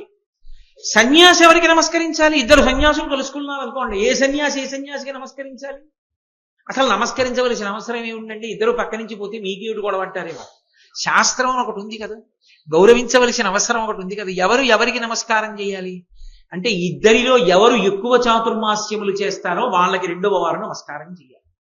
అందుకే పరమాచార్య సశరీరులై ఉన్న కాలంలో ఆయనకి నమస్కరించేవాడు ఈ ఆయన నమస్కరించవలసిన వాడు ఈ భూమండలంలో ఇంకొకడు లేడు. 13వ ఏట సన్యాసం తీసుకుని 100వ ఏటకి 87 చాతుర్మాస్యాలు చేశారు. 87 చాతుర్మాస్యములు చేసిన సన్యాసి వేరొకడు లేడు. అందుకే పరమాచార్య నమస్కరించేది భగవంతుడికే తప్ప ఆయన నమస్కరించడానికి వేరొక మనిషి లేకుండా పోయాడు. అందుకే ఒకానొకప్పుడు ఆయన చెప్పుకున్నారు చమత్కారంగా, నేను ఈ యుగంలో పుట్టాను కాబట్టి అదృష్టం, నేను రాముడికి నమస్కరిస్తున్నాను, నేను త్రేతాయుగంలో పుట్టుంటే నాకు ఆ అదృష్టం ఉండేది కాదన్నారు. ఎందుకంటే రాముడు నరుడిగా నడిచి ధర్మాన్ని చూపించాడు కాబట్టి, సన్యాసి కాబట్టి పరమాచార్యాక ఆయనే నమస్కరిస్తాడు. కలియుగంలో పుట్టాను కాబట్టి రాముడికి నమస్కారం చేసుకుంటున్నానని చెప్పుకున్నారండి. కాబట్టి సన్యాసులు ఒకరికొకరు నమస్కరించుకోవడానికి కూడా ఒక సిద్ధాంతం ఉంటుంది, ఒక ధర్మం ఉంటుంది. కాబట్టి ఇప్పుడు ఆయన పాదమును పట్టుకున్నటువంటిది నేను సన్యాసమును తీసుకున్నాను అని అనగానే ఆయన కాలు పట్టుకున్న మొట్టమొదటి ప్రాణి ఒక మొసలి. ఆ మొసలి వెంటనే గంధర్వుడైపోయింది, శాప విమోచనం అయిపోయింది. అందుకే ఆయనకి భగవత్పాద అని పేరు. ఆ పాదములను తర్వాత ఎంతమంది పట్టుకున్నారో అందరూ భగవంతుణ్ణి చేరు. అసలు శంకరాచార్యుల వారి అవతారంలో మొట్టమొదట ఆయన పాదం పట్టుకున్న దగ్గర నుంచి విడుదల ప్రారంభం. ఆయన పాదములు పట్టి బంధనంలో పడ్డవాడు లేడు, ఆయన పాదాలు పట్టిన ప్రతివాడు విడుదలే. అదే శంకర విజయం. అందుకే జయ జయ శంకర హర హర శంకర, ఎక్కడికి వెళ్ళినా రెండు మాటలే. అటువంటి శంకరాచార్యులు వారు ఒడ్డుకొచ్చారు. ఒడ్డుకొస్తే అమ్మగారు అన్నారు, రారా ఇంటికి వెళ్ళిపోదాం అన్నారు. పిచ్చి తల్లి కదూ, తల్లి ప్రేమ తల్లి ప్రేమ అంటే ఆయన అన్నారు, అమ్మా ఎక్కడికి వెళ్ళిపోతాను, నాకు ఆకలేసి ఏ ఇంటి ముందు నిలబడి భవతి భిక్షాందేహి అంటే నా జోలిలో అన్నం వేసినటువంటి ప్రతి తల్లి నా అమ్మ. నాకు పాఠం చెప్పి నాకు సన్మార్గం చూపించిన ప్రతి గురువు నా తండ్రి. నాకు ఒక మంచి భార్య ఉందమ్మా ఇప్పటికే. ఎవరో తెలుసా భార్య? సన్యాసిని కనుక ఇప్పుడు నేను, నాకు శాంతి భార్య. కాబట్టి వసుధైవ కుటుంబకం, నాకు ఈ 3 లోకములు నా కుటుంబమే. కాబట్టి అమ్మాయి ఇంక ఇంటికి రావడం కుదరదు, సన్యసించాను కదూ వెళ్ళిపోతున్నాను. అమ్మంది ఏడిచి, రే ఒక్కగానొక్క కొడుకు సన్యసించి వెళ్ళిపోతున్నావే, కళ్ళ ముందు ఉంటావని తాపత్రయపడ్డాను. మీ తండ్రి గారా శరీరం విడిచిపెట్టారు, నువ్వా వెళ్ళిపోతున్నావు, పెద్దదాన్ని అయిపోయాను, ఎలాగరా అంది. అంటే ఆయన అన్నారు, అమ్మ బెంగ పెట్టుకోకు, నీకు అవసాన కాలం ఏర్పడినప్పుడు నన్ను స్మరించు, నేను ఎక్కడ ఉన్నా నీ దగ్గరికి వస్తానమ్మా అని వరం ఇచ్చారు. శంకరాచార్యుల వారు అమ్మగారికి ఇచ్చినటువంటి వరానికి వచ్చారు. ఎందుకో తెలుసా అండి? మీరు బాగా గుర్తించవలసిన విషయం ఒకటి ఉంది. ఈ దేశంలో అత్యంత పూజనీయమైన స్థానము అన్న దాంట్లో తిరుగులేని స్థానం ఏదైనా ఉంటే తల్లి ఒక్కటే. తల్లికి పూజనీయత ఏ చోట తగ్గదు. కొడుకు సన్యాసం తీసుకుని పీఠాధిపతి అయ్యాడు అనుకోండి, పీఠాధిపతిగా కొడుకు కూర్చుంటే తండ్రి దర్శనానికి వచ్చాడు అనుకోండి, తండ్రి కొడుక్కి నమస్కారం చేసి వెళ్ళాలి, కొడుకు లేచి నిలబడక్కర్లేదు. తల్లిగారు వస్తున్నారనుకోండి, మామూలుగా కాదు, పరమ ఆదర బుద్ధితో లేచి నిలబడి అమ్మకి నమస్కారం చెయ్యాలి. ఇంకా విచిత్రం ఏమిటో తెలుసా? సన్యాసం తీసేసుకున్నాడు అనుకోండి తండ్రి, అంటే అంతకుముందు పెళ్ళయింది, కొడుకు ఉన్నాడు, తండ్రి ఏ కారణానికో సన్యాసం తీసుకున్నాడు. ఆ తండ్రి సన్యాసం తీసుకున్న తర్వాత కొంతకాలానికి శరీరం విడిచిపెట్టాడు. కొడుకు 11 రోజులు కార్యక్రమాన్ని చెయ్యకూడదు, 11వ రోజు కానీ 12వ రోజు కానీ ప్రత్యేకమైన ఒక్క కార్యక్రమాన్ని చేస్తాడంతే, ఇక మిగిలిన కార్యక్రమాన్ని చెయ్యకూడదు. అదే సన్యసించిన వ్యక్తి ఉన్నాడు అనుకోండి, తల్లి కానీ తండ్రి కానీ శరీరం విడిచిపెట్టారని తెలిసిందనుకోండి, ఉత్తర క్షణం ఏ బట్టలతో ఉన్నాడో ఆ బట్టలతో వెళ్ళి స్నానం చెయ్యాలి. తల్లి తండ్రి ఇద్దరి విషయంలో స్నానం. బ్రతికున్నప్పుడు తండ్రి దర్శనానికి వస్తే కొడుకు లేచి నిలబడక్కర్లేదు, నమస్కారం చెయ్యక్కర్లేదు, తండ్రే కొడుక్కి చేసి వెళ్ళాలి. తల్లి సన్యసించినప్పటికీ కూడా తల్లి కనబడితే మాత్రం పరమ ఆదర బుద్ధితో లేచి నిలబడి నమస్కరించాలి. అందుకే మహానుభావుడంటే సన్యాస ధర్మాన్ని రాశీభూతంగా ఆచరించి చూపించిన మహాపురుషులు పరమాచార్య ఒకనకొకప్పుడు సంచారం చేస్తుంటే ఆయన్ని చూడాలని వచ్చారు మహాలక్ష్మమ్మ గారు తల్లి. ఆయన అనుగ్రహ భాషణం చేస్తూ ఇలా చూశారు, అమ్మగారు కనబడ్డారు, వెంటనే లేచి నిలబడి నమస్కారం చేశారు. 2వ రోజు చూశారు, మళ్ళీ తడిగి చాట్న అమ్మగారు కనబడ్డారు.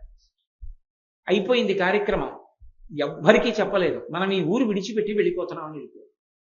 ఎందుకంటే అమ్మని అదే పనిగా తాను చూసినా, తనని అమ్మ చూసినా మళ్ళీ పూర్వాశ్రమ అనుబంధాలు గుర్తొస్తాయని వెళ్ళిపోయారంటే ఆ ప్రదేశం విడిచిపెట్టి. ఆఖరికి అవతార పరిసమాప్తి చేస్తూ విదేహముక్తికి వెళ్ళిపోతూ శరీరం వదిలిపెట్టే ముందు కూడా అమ్మగారి యొక్క ఆ చిత్తరువు తెప్పించుకుని అమ్మ వంక ఒక్కసారి కన్నులతో పూర్తిగా సంతోషంగా చూసి కలవై వంక చూసి నమస్కరించి శరీరం వదిలిపెట్టారు. అమ్మని మించినటువంటి పూజనీయమైనటువంటి స్వరూపం లోకంలో ఇంకొకటి లేదు. అన్ని వేళలా పూజింపబడవలసిన స్వరూపం ఏదైనా ఉంటే అమ్మ ఒక్కతే. సన్యాసి కూడా, పీఠాధిపతి కూడా తల్లిని గౌరవించి పూజించి నమస్కరిస్తాడు. ఇక సామాన్యుడి విషయం చెప్పవలసిందే ఉంది.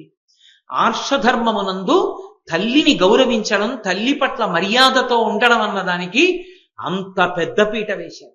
శంకరాచార్యుల వారు కేవలం అవతార స్వీకారం చేయడం కాదు, తల్లి పట్ల ఎంత గౌరవంతో ఉండాలో మనకందరికీ కూడా తన ఆచరణ చేత బోధించి చూపించారు. చిట్ట చివర తల్లిగారి ప్రాణోత్క్రమణం అవుతుంటే శంకరాచార్యుల వారిని స్మరిస్తే వచ్చారు. ఒక్క బంధువు తల్లిని దహన కార్యంలో సహాయం చేయలేదు. సన్యాసి తల్లి మేము దగ్గరికి రామన్నారు. అంటే శంకరాచార్యుల వారే అమ్మగారిని పట్టుకుని తీసుకెళ్లి ఆకుల మీద పడుకోబెట్టారు. పడుకోబెడితే తల్లిగారి తలకట్టున ఒక కుటుంబం, కాళ్ల కట్టున ఒక కుటుంబం మాత్రం నిలబడింది.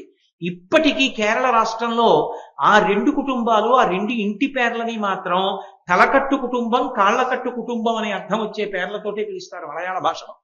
శంకరాచార్యుల వారి అమ్మగారిని ఆదరించిన కుటుంబాల రెండు కుటుంబాలని కేరళ రాష్ట్రంలో పరమగౌరవంతో పిలువబడతాయి ఇంటి పేర్లతో. శంకర భగవత్పాదులప్పుడు ఆమె శరీరంలో తునక కోసి ఆ శరీరాన్ని తీసుకెళ్లి అంత్యేష్టి సంస్కారం చేశారు. ఆనాడు శంకరాచార్యుల వారు తల్లికిచ్చినటువంటి మాటని నిలబెట్టుకోవడంలో కలిసి రాలేదు కనుక శంకర భగవత్పాదుల యొక్క శాప కారణంగానే ఇప్పటికీ ఆ రాష్ట్రంలో వాళ్ళ ఇంటి పెరటిలోనే వాళ్ళ కుటుంబ వ్యక్తుల్ని సమాధి చేసుకునే అలవాటు వచ్చింది. శంకరాచార్యుల వారు వారింట్లోనే సమాధి చేశారు. అందుకే ఇప్పటికీ మీరు కాలడి వెడితే ఆ తల్లి ఆ ఆర్యాంబ యొక్క సమాధి శంకరాచార్యుల వారు ఏ ఇంట ఉన్నారో ఆ ఇంట్లోనే మీకు కనపడుతుంది, అఖండ జ్యోతి వెలుగుతూ కనపడుతుంది. అంతటి మహానుభావుడు శంకరుడంటే. తల్లిని అంత గౌరవించినటువంటి మహాపురుషులు. అటువంటి శంకరాచార్యుల వారు సన్యాసాశ్రమాన్ని స్వీకరించి ఉండకపోతే వారు భారతదేశం అంతటా కూడా మూడు పర్యాయములు పాదచారి అయి ఎలా పర్యటిస్తారు? ఆశ్రమం అంగీకరించారు. అలా సన్యాసి కాబట్టి తిరిగారు కాబట్టి 72 అవైదికమైనటువంటి వాదనలను ఖండించి మహానుభావుడు మళ్ళీ వేదాన్నంతటినీ కూడా ప్రమాణవాక్కుగా నిలబెట్టి ఇవాళ మనం ఇన్ని కార్యక్రమాలు చేసుకుంటున్నామంటే ఈ కార్యక్రమాలన్నీ కూడా శంకరాచార్యుల వారి భిక్ష. శంకరులు లేని నాడు ఇవేమీ లేవు, కాలగర్భంలో ఎప్పుడో కలిసిపోయాయి. శంకరులు అవతారం వచ్చింది కాబట్టి ఇప్పటికే ఇవి అన్ని బతికి బట్ట కట్టాయి. కాబట్టి శంకరులకి నమస్కారం చెయ్యకపోతే అంతకన్నా కృతజ్ఞత ఇంకొకటి ఉండదు. ప్రతి ఇంటా శంకరాచార్యుల వారి మూర్తి ఉండాలి, ప్రతి ఇంటా శంకరాచార్యుల వారికి నమస్కారం జరగాలి. అంతటి మహోత్కృష్టమైన అవతారం శంకరాచార్య స్వామి వారి. అటువంటి శంకర భగవత్పాదులు ఆ సన్యాసాశ్రమాన్ని స్వీకరించారు. అందుకే శంకరుల యొక్క అవతార వైశిష్ట్యం ఏమిటో పద్మపాదాచార్యుల వారు స్తోత్రం చేశారు. పద్మపాదాచార్యుల వారు ఒక చోట శంకరుల యొక్క వైభవాన్ని ప్రస్తుతి చేస్తూ స్తోత్రం చేశారు. అందులో ఆయన అన్నారు, నమామ్యభోగీ పరివార సంపదం నిరస్తభూతిం అనుమార్థ విగ్రహం. ఆ శంకరులు అపూర్వమైనటువంటి శంకరులు. ఏదో మామూలుగా మనం రోజు చెప్పుకునేటటువంటి పరమశివుని వంటి స్వరూపం కాదది. అందుకని నిరస్తభూతిం అనుమార్థ విగ్రహం వినాయకం అపూర్వ శంకరం. అపూర్వమైనటువంటి శంకరులైన ఏ కారణం చేత అంటేట నమామ్యభోగీ పరివార సంపదం అని మొదలుపెట్టారు. నమామి, నమస్కరించుచున్నాను. పద్మపాదాచార్యుల వారు శిష్యులు, శంకరాచార్యుల వారు గురువు. గురువు గారి పేరు చెప్పేటప్పటికి శిష్యుడి 2 చేతులు ఇలా ఉండాలి. గురువు అంటే శాసకుడు, మార్గమును చూపించి పరమేశ్వరుణ్ణి చేర్చగలిగిన వాడు. అందుకే గురువుకి ఇచ్చే మొట్టమొదటి గౌరవం ఏది? నమస్కరించుటయే. అందుకే శ్లోకం దేంతో మొదలు పెట్టారంటే నమామి అంటూ నమస్కరించుచున్నాను. ఎవరికి? నమామ్యభోగీ పరివార సంపదం. అభోగీ పరివార సంపదం. శంకరాచార్యుల వారట భారతదేశంలో ఎక్కడికి వెళ్ళి ఆయన ఏ పాఠం చెప్దామని కూర్చునుంటే 6,000 మంది సన్యాసులు ఆయన చుట్టూ ఉండేవారు. సత్యదండం పట్టుకుని అద్వైత మార్గంలో వెడుతున్నటువంటి సన్యాసులు 6,000 మంది సన్యాసులు ఆయన వెంట లేని రోజు లేదు. ఒక్కొక్క సందర్భంలో శంకరాచార్యులు వారు నడిచి వెడుతుంటే కొన్ని కిలోమీటర్ల వరకు, కొన్ని మైళ్ల వరకు ఆయన మాటలు వినాలని ఆయనను అనుగమించి నడిచి వెడుతుండేవారు. అటువంటి శంకరుల చుట్టూ ఉండేవాళ్ళు ఎవరుండేవారు? ఆయన సన్యాసిగా ఉన్నారు కనుక సన్యాసులే ఉండేవారు.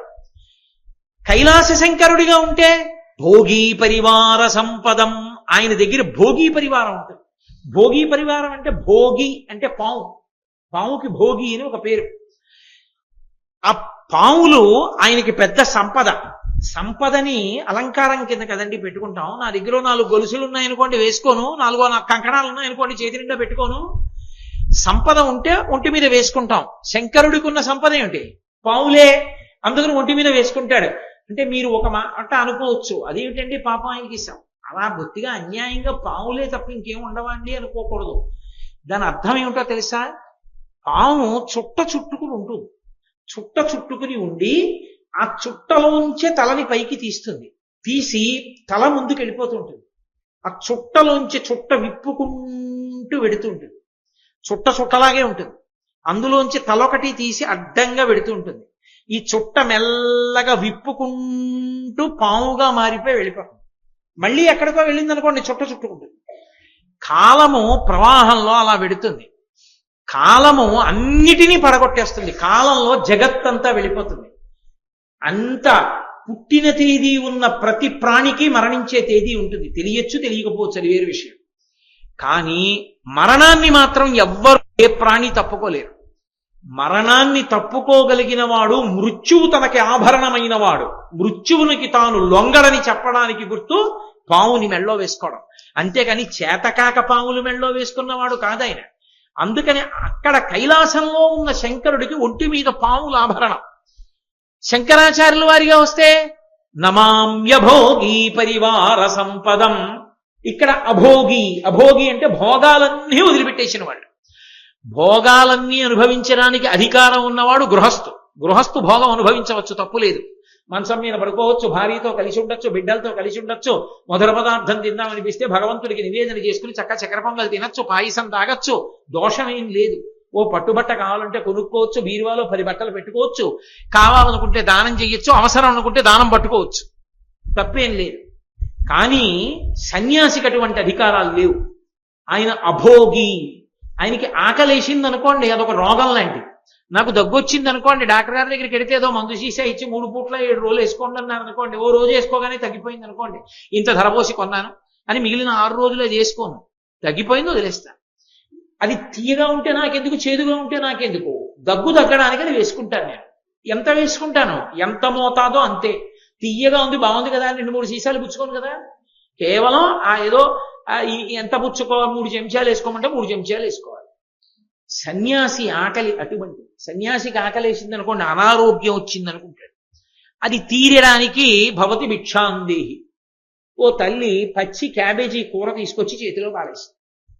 చక్కగా పరమ సంతోషంగా, ఏ మనసులో మార్పు లేకుండా ఆ క్యాబేజీ తినేసి వెళ్ళిపోతారు. ఆకలి తీరుతుంది. నేను ఒకప్పుడు ఒక సన్యాసిని చూశాను. ఆయన ఎప్పుడైనా వస్తారంటే కిందకి ఎదురు చూస్తే చూడండి అన్నారు. అంటే ఏదో 2-3 గంటలు కూర్చున్నాను అక్కడ. కూర్చున్న తర్వాత పైనుంచి కిందకు వచ్చారు. ఆయనకి దాహం వేసింది.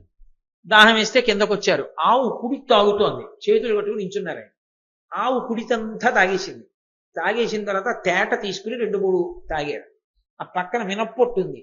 ఆ మినప్పొట్టు అతను అడిగారు, ఆ గోపాలకుడు, కొద్దిగా తినచ్చా అన్నారు. తినండి అన్నారు. ఆ కొద్దిగా మినప్పొట్టు తిన్నారు. మళ్ళీ కొండెక్కేస్తున్నారు.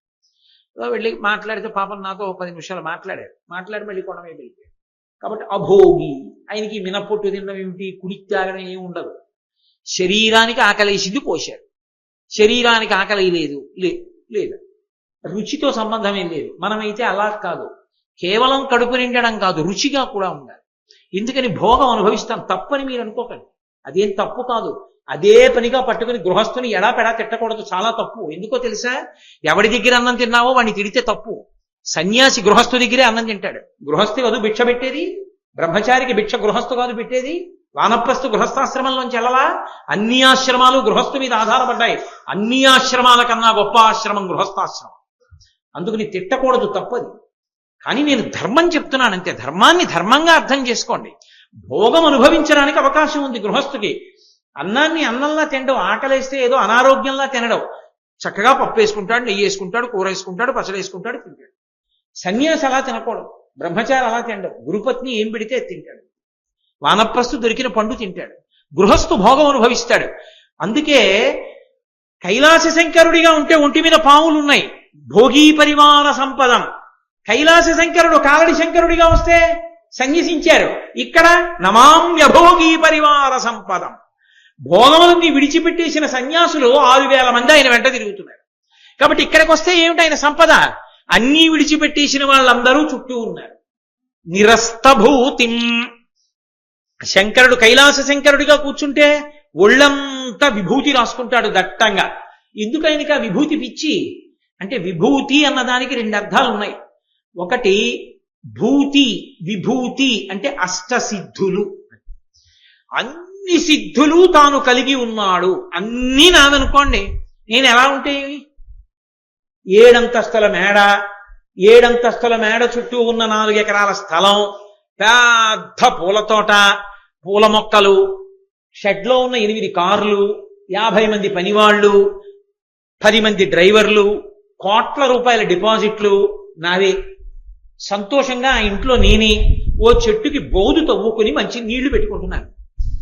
ఏంటయా ఇన్ని ఉన్నవాడివి ఇలా చేసుకుంటున్నావు అన్నారు అనుకోండి. ఉన్నది నాకు తృప్తి, అంతే. అంతేగాని ఉంది కాబట్టి అన్ని అస్తమానం కౌగిలించుకు పడుకోవాలేంటి? కలిగి ఉన్నది తృప్తి. అన్నీ తాను సిద్ధులుగా కలిగి ఉంటాడు పరమేశ్వరుడు. అందుకే విభూతి ధరించి ఉన్నాడు అన్న మాటకు అర్థం ఏంటంటే, ఎక్కడి నుంచి వస్తుంది విభూతి? మీరు ఇప్పటికీ ఉజ్జయిని వెడితే అప్పుడే తాజాగా కాల్చిన శమభస్మ తీసుకొచ్చి అభిషేకం చేస్తారు. అంటే ఈ ప్రపంచమంతా లయం అయిపోతే ఆఖరికి మిగిలిపోయేది బూది. ఆ బూదిలో మళ్ళీ ఎంతమంది ప్రాణులు వెళ్ళిపోయారో, వాళ్ళు ఏ ఏ కర్మలు చేశారో, పునర్జన్మలు ఏవెత్తాలో, వాళ్ళ పాపాలేమిటో, వాళ్ళ పుణ్యాలేమిటో ఆ విభూతి కణముల యందు నిక్షిప్తం చేసి ఒంటికి రాసుకుని కూర్చుంటాడు. అందులోంచి పునరుత్పత్తి చేస్తాడు. కాబట్టి విభూతి రాసుకుని ఉంటాడు అక్కడ శంకరుడు.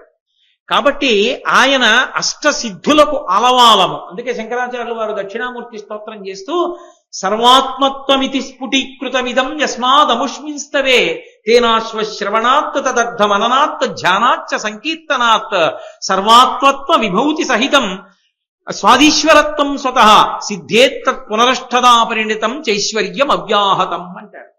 ఈ దక్షిణామూర్తి స్తోత్రం అర్థమైనా అర్థం అవ్వకపోయినా రోజు భక్తితో ఎవరు చదువుతున్నారో వాళ్ళకి అష్టసిద్ధులతో పాటు ఆత్మ ఎరుకలోకి వస్తుందంటారు. అష్టసిద్ధులకు ఆలవాలము పరమశివుడు. అక్కడుంటే ఆయన సిద్ధులు ప్రకటనం చేస్తాడు. ఇక్కడుంటే శంకరాచార్యుల వారిగా ఉంటే ఆయనకి ఈ సిద్ధులు వీటితో సంబంధం ఏం లేదు. ఈ ఐశ్వర్యాలు, సృష్టి, స్థితి, లయ ఇవి చేసేవాడు కాదు.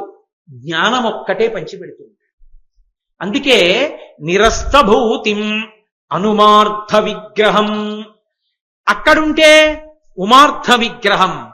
అర్ధనారీశ్వరుడై ఎడంచేతి పక్కన అమ్మవారు ఉంటుంది, కుడి చేతి పక్కన పరమశివుడై ఉంటాడు.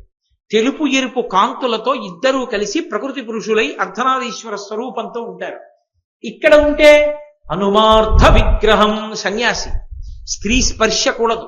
అందుకే పల్లకి కూడా ఆడవాళ్ళు పట్టుకోకూడదు.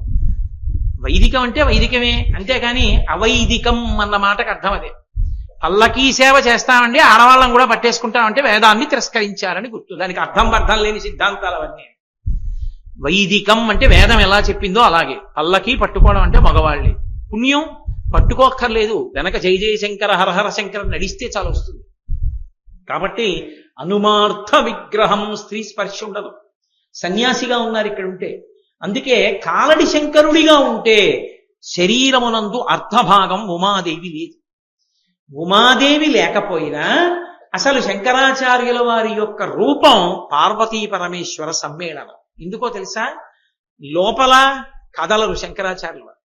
ఆత్మస్వరూపిగా అంతటా వ్యాపించిన వారై నిశ్చలంగా ఉంటారు. అమ్మవారి రూపంగా కదులుతూ ఉంటారు. కదలికలన్నీ అమ్మవారు. కదలకుండా ఉండడం శివుడు. శక్తి అంటే కదలిక కదండి. కదలిక లేకపోతే శక్తి ఎలా అవుతుంది? నేను ఇలా అన్నానంటే శక్తి ఉంది, కదలిక. శక్తి లేకపోతే చెయ్యి కదలదు. కదలికలన్నీ శక్తి. శంకరాచార్యులు వారు కదిలితే అమ్మవారు, శంకరాచార్యులు వారు కూర్చుంటే, పాఠం చెప్తే, రచన చేస్తే, భాష్యం చేస్తే పరమశివుడు. శివపార్వతుల సమాగమ స్వరూపమే శంకర భగవత్పాదుడు. కాబట్టి పైకి మాత్రం ఇక్కడ అర్ధనారీశ్వర స్వరూపంలా పక్కన పార్వతీదేవి ఉండదు. కాబట్టి అనుమార్ధ విగ్రహం, అనుగ్రం అక్కడ ఉంటే ఆయనకున్నటువంటి అష్టమూర్తి తత్వంలో 8 నామాల్లో ఒక నామం ఉగ్ర. అందుకే శర్వ, భవ, భర్గ, ఉగ్ర, ఈశాన, పశుపతి, సదాశివ అని పిలుస్తాం కదా. అందులో ఓం ఉగ్రాయ నమః అని ఉగ్రాయ దేవాయ నమః, భవస్య దేవస్య పత్నై నమః అన్నట్టే ఉగ్రస్య దేవస్య పత్నై నమః అని పిలుస్తాం అమ్మవారిని. ఉగ్రుడు అని శంకరుడికి ఒక పేరు. శంకరుడికి ఉగ్రుడు అని పేరుంటే చాలా ఉగ్రంగా కోపంగా ఉంటాడా అండి? అంటే ఆయన నిజంగా కోపం ఉన్నవాడైతే సదాశివ అన్న పేరు ఎందుకుంటుంది? సదాశివ అంటే అర్థం ఏంటి? సదా అంటే ఎప్పుడు, శివ మంగళప్రదుడై ప్రశాంతంగా ఉంటాడు. మరి సదాశివ పేరుంటే ఉగ్ర పేరుంది కోపంగా ఉంటాడని, మరి రెండింటికి ఎలా కుదురుతుంది? అంటే ఉగ్ర ఎందుకయ్యాడంటే భీమ అవడం కోసం. ఉగ్ర భీమ పక్క పక్కనే కలుస్తాయి పేర్లు. ఉగ్రుడు ఎందుకు అవుతాడంటే భీముడిగా ఉండడానికి ఉంటాడు. ఈశ్వరుడికి భీమ అని ఒక నామం. భీముడు అంటే పాండవుల్లో భీముడు అనుకోకూడదు, దక్షారామంలో భీమనాథుడై. ఉగ్ర అంటే ఆయన కోపం నటిస్తాడు. తండ్రి చూడండి, ఏమిరా నువ్వు స్కూల్కి వెళ్ళలేట అని కళ్ళెర్ర చేసినట్టు ఉత్తినే కోపం అలా కళ్ళెర్ర చేస్తాడు. కళ్ళెర్ర చేయగానే మనం భయపడిపోయి, అయ్యి బాబోయ్ ఏమిటి స్వామి మా మీదంత కోపడ్డారో, నేనేమైనా తప్పు చేశానా? నమస్తే స్తుధన్వనే బాహుభ్యాముతే నమః, మీ బాహువులకో నమస్కారం, మీ ధనస్సుకో నమస్కారం తండ్రి, కోపం వదిలేయండి అన్నాం అనుకోండి, తానేదో అదిగా ఉంటాడు. అసలు తానిప్పుడు సదాశివుడు. అందుకే సదా బ్రహ్మ సదా విష్ణు ఉండదు, సదా శివ ఉంటుంది. ఎప్పుడూ ప్రశాంతంగా ఉంటాడు. ఎప్పుడూ ప్రశాంతంగా ఉండే శివుడు ఉగ్రుడు ఎందుకు అవుతాడు? మన కోసం, మన్ని దారిలో పెట్టడం కోసం. నాన్నగారు లోపల ప్రశాంతంగానే ఉన్నారు, అప్పుడప్పుడు రే అని ఇలా అన్నట్టు అలా వేలు చూపిస్తాడు ఆయన. అలా చూపిస్తాడు కాబట్టి ఉగ్ర. అప్పుడప్పుడు అలా చేస్తాడు. దక్షయజ్ఞ ధ్వంసం చేశాడు ఒకసారి, త్రిపురాసుల సంహారం చేశాడు ఒకసారి. అలా చేసినప్పుడు పెద్ద కోపంగా ఉన్నట్టు కనపడతాడు, కానీ కోపంగా ఉన్నవాడు ఏం కాడు. ఇక్కడుంటే కాలడి శంకరుడిగా ఉంటే అసలు కోపమే ఉండదు. ఆయన సన్యాసి. అందుకే ఆయన ముఖం చూడండి వెలిగిపోతుంటుంది. ఎంత ప్రశాంతంగా ఉంటారో, ఎంత ప్రసన్నంగా ఉంటారో. అందుకని అనుగ్రం, ఉగ్రస్వరూపం లేనివాడు. ఉన్మృధిత కాలలాంఛనం. అక్కడ ఉంటే కైలాస శంకరుడిగా ఉంటే ఆయన తెల్లటి శరీరం. ఆయన శరీరం అంతా స్ఫటికమణి నిభం. స్ఫటికమణి ఎలా ఉంటుందో అలా ఉంటుంది శివ వపుహు, శివుని యొక్క శరీరం. ఆ శరీరం మీద ఓ నల్ల మచ్చ ఉంది. ఎక్కడుంది అది? కంఠం మీద ఉంది. లోకంలో మీరు చూడండి, ఇది తెలుగులో కన్నా ఇంగ్లీష్లో అంటే బాగా తెలుస్తుంది. ఆయన చాలా గొప్పవాడే కానండి, ఒక్క బ్లాక్ స్పాట్ ఉంది అంటే, ఒక్క బ్లాక్ స్పాట్ ఉందంటే ఆయనకో మచ్చ ఉంది.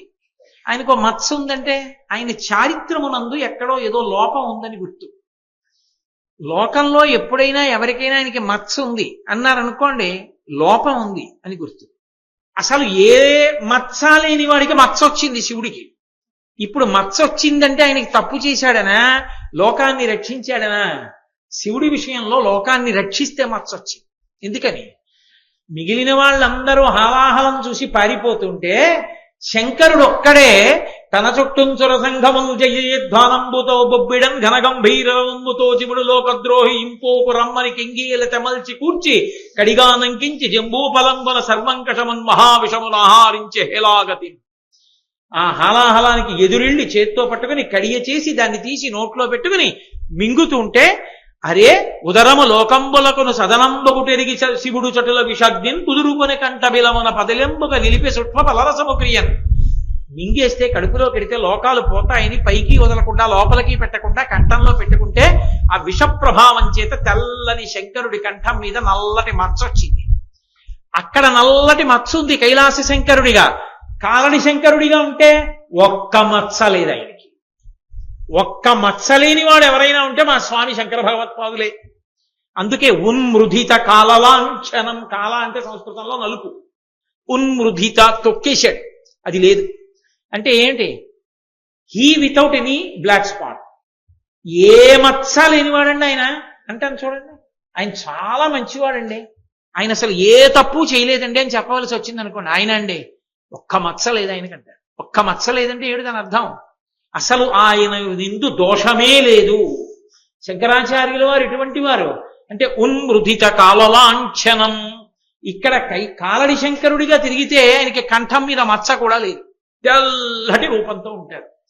కాబట్టి ఉన్మృతిత కాలలాంఛనం అటువంటి శంకరుడు వినాయకం. అక్కడుంటే కైలాసంలో ఉంటే హేరంబుడిని పేరు ఆయనకి, వినాయకుడికి. హేరంబుడిని ఎందుకు పేరు? ఎప్పుడు నాన్నగారి దగ్గర కూర్చుని ఉంటాడు, అథవా నాన్నగారి కుడి తొడ మీద కూర్చుని ఉంటాడు. ఒకవేళ సుబ్రహ్మణ్యేశ్వర స్వామి వారు ఎక్కి కూర్చుని ఉంటే అప్పటికే పక్కన కూర్చుని ఉంటాడు. ఎప్పుడు నాన్నగారి పక్కన ఎవరుంటారంటే వినాయకుడు ఉంటాడు. అందుకే హేరంబుడిని పేరు, తండ్రి దగ్గరే కూర్చుంటాడు కాబట్టి వినాయకుడికి హేరంబుడు అని పేరు. అదే ఇక్కడికి వస్తే వినాయకం, వినాయకుడు పక్కన ఉండడు. అలా మనం అనుకుంటే పప్పులో కాలేసినట్టు. వినాయకం అన్న మాటకు అర్థం ఏమిటో తెలుసా? వినాయకం అంటే ఏదో ఏనుగు ముఖంతో ఉన్నటువంటి విఘ్నేశ్వరుడు పక్కన లేనివాడు అని కాదు దాని అర్థం. వినాయక అన్న మాట ఎవరికి అన్వయం అవుతుందో మీరు అమరకోశంలో చూస్తే ఆశ్చర్యపోతారు. వినాయక అన్న మాట ఎవరికి ఉందంటే బుద్ధుడికి ఉంది. తథాగత బుద్ధ వినాయక అని. తథాగతుడు బుద్ధుడికి వినాయకుడని పేరు. వినాయకం అంటే శంకరాచార్యుల వారు అవతార స్వీకారం చేసిన తరువాత శంకరాచార్యుల వారి వాదన పటిమని తట్టుకోలేక వారు ఆవిష్కరించిన సత్యం ముందు నిలబడలేక బౌద్ధమతం ఈ దేశాన్ని విడిచిపెట్టి పారిపోయింది. కాబట్టి శంకరులు వచ్చాక బౌద్ధమతం లేదు. కాబట్టి ఇక్కడ వినాయకం పక్కన బుద్ధుడు ఉండే అవకాశం లేదు. ఇంకా ఒకసారి శంకరులు వచ్చారు, బౌద్ధమతం విడిపోయింది. కాబట్టి వినాయకం అపూర్వ శంకరం. ఈ శంకరుడు సామాన్య శంకరుడు కాడు, అపూర్వ శంకరుడు. ఎందుకని అపూర్వ శంకరుడు? ఆ శంకరుడైతే జ్ఞానం ఇవ్వాలంటే మర్రి చెట్టు కింద కూర్చుంటాడు. శంభోర్మూర్తిశ్చరతి భువనే శంకరాచార్య రూప. ఆయన అక్కడ కూర్చుంటే ఆయన దయ పరిమితం. చెట్టు కింద కూర్చున్నాడు అనుకోండి, ఆయన దగ్గరికి మనం వెళ్ళాలి. సనక సనందనాది మహర్షులు వెళ్ళారు, విడితే చిన్ముద్ర పట్టాడు, వాళ్ళకి అర్థమైంది, వాళ్ళు జ్ఞానం పొందారు. ఆయన ఎక్కడో వటవృక్షం కింద కూర్చుంటే మనం వెళ్ళగలమా? ఇప్పుడు మనం జ్ఞానం పొందగలమా? ఆయనలో చిన్ముద్ర పెట్టాడు అనుకోండి, మనకు అర్థం అవుతుందా? మనకు అర్థం కాదని, కలియుగం వచ్చిందని, జ్ఞాన ప్రబోధం చెయ్యడానికి నేను ఎక్కడో కూర్చుంటే వీళ్ళకి అందదని మన మీద దయతో కైలాసం నుంచి దిగొచ్చి నది ఎక్కడో పుట్టినా తానే అంతటా ప్రవహించి అందరి యొక్క దాహాన్ని తీర్చి వ్యవసాయానికి పనికొచ్చే పంటలు పండించి ఆకలి తీర్చినట్టు కైలాస శంకరుడు కాలడి శంకరుడిగా వస్తే తానే ఆసేతు హిమాచల పర్యంతము పాదచారి అయి 3 మాటలు పర్యటించి ప్రతి ప్రాంతానికి వెళ్లి అద్వైతాన్ని బోధ చేసి వేదము యొక్క ప్రమాణాన్ని నిలబెట్టి 72 అవైదికమైనటువంటి మతములను ఖండించి మళ్ళీ సనాతన ధర్మాన్ని నిలబెట్టినటువంటి మహాపురుషుడయ్యాడు. కాబట్టి ఆ వటవృక్షాన్ని విడిచిపెడితే ముక్తామౌనం వట విటపినో మూలతో నిష్పతంతి శంభోర్మూర్తిశ్చరతి భువనే శంకరాచార్య రూప. అక్కడే కూర్చుంటే మనకందడు. అందుకని మహానుభావుడు శంకరాచార్య స్వామి వారి రూపంలో భూమి మీద తిరిగారు. ఇప్పుడు తిరిగితే ముక్తామౌనం, అక్కడైతే మౌనం మాట్లాడడం, ఇక్కడైతే మాట్లాడమని మనం అడగలేదు. ఎంత కిందకొచ్చారో తెలుసా? శంకరుల సర్వజ్ఞత్వం అంటే ఎంత గొప్పదో తెలుసా అండి? ఆశ్చర్యపోయే సంఘటన ఒకటి చెప్తాను మీకు శంకర విజయాల నుంచి. శంకరాచార్యుల వారు ఒకసారి అలా వెళ్ళిపోతూ చెప్పులు కుట్టేవాడు ఒకడు చెప్పులు కుడుతుంటే నించున్నారు. ఇలా చూశారు. చూస్తే అతను చెప్పులు కుట్టడం ఆపి శంకరాచార్యుల వారు వచ్చారని నమస్కారం చేసి అన్నాడు, శంకరా మీరు సర్వజ్ఞులని మీకు బిరుదుంది అన్నాడు. అవును ఉంది. సర్వజ్ఞులంటే అన్ని తెలిసి ఉండాలిగా, చెప్పు కుట్టగలరా అని. అలా కుట్టగలరా, ఇది కుట్టండి. వెంటనే శంకరాచార్యులు వారు చెప్పులు కుట్టేవాడి దగ్గర కూర్చుని చెప్పు తీసుకుని సూది తీసుకుని ముక్కు మీద ఇలా అన్నాడు. అనగానే వాడు కాళ్ళ మీద పడుతుంది. ఎందుకంటే శరీరంలో మిగిలిన చోట చెమట పట్టిన జిగురు ఉండదుట, ముక్కు చివర పట్టే చెమటకి జిగురు ఉంటుంది. అందుకే చెప్పులు కుట్టేవాళ్ళు సూదిని ముక్కు మీదే ఇలా అంటుంటారు. శంకరాచార్యుల వారు సూది తీసుకుని ఇలా అనగానే కాళ్ళ మీద పడిపోయాడు. బాబో మీ సర్వజ్ఞత్వానికి జోహారు.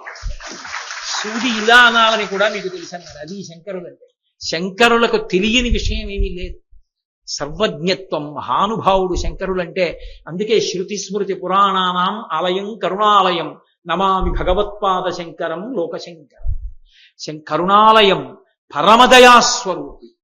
ఆయన దగ్గర నమస్కారం చేస్తే చాలు. శృతి స్మృతి పురాణానాం, వేదములు స్మృతులు పురాణములు ఏ అయోమయం లేకుండా అర్థమవుతాయి. అర్థమై తరించడానికి కావలసినటువంటి అవకాశం లభిస్తుంది. అంత గొప్ప గురుస్వరూపం శంకర భగవత్పాదాచార్య స్వామి వారి యొక్క స్వరూపం. కాబట్టి మనం అడగక్కర్లేదు మాట్లాడమని.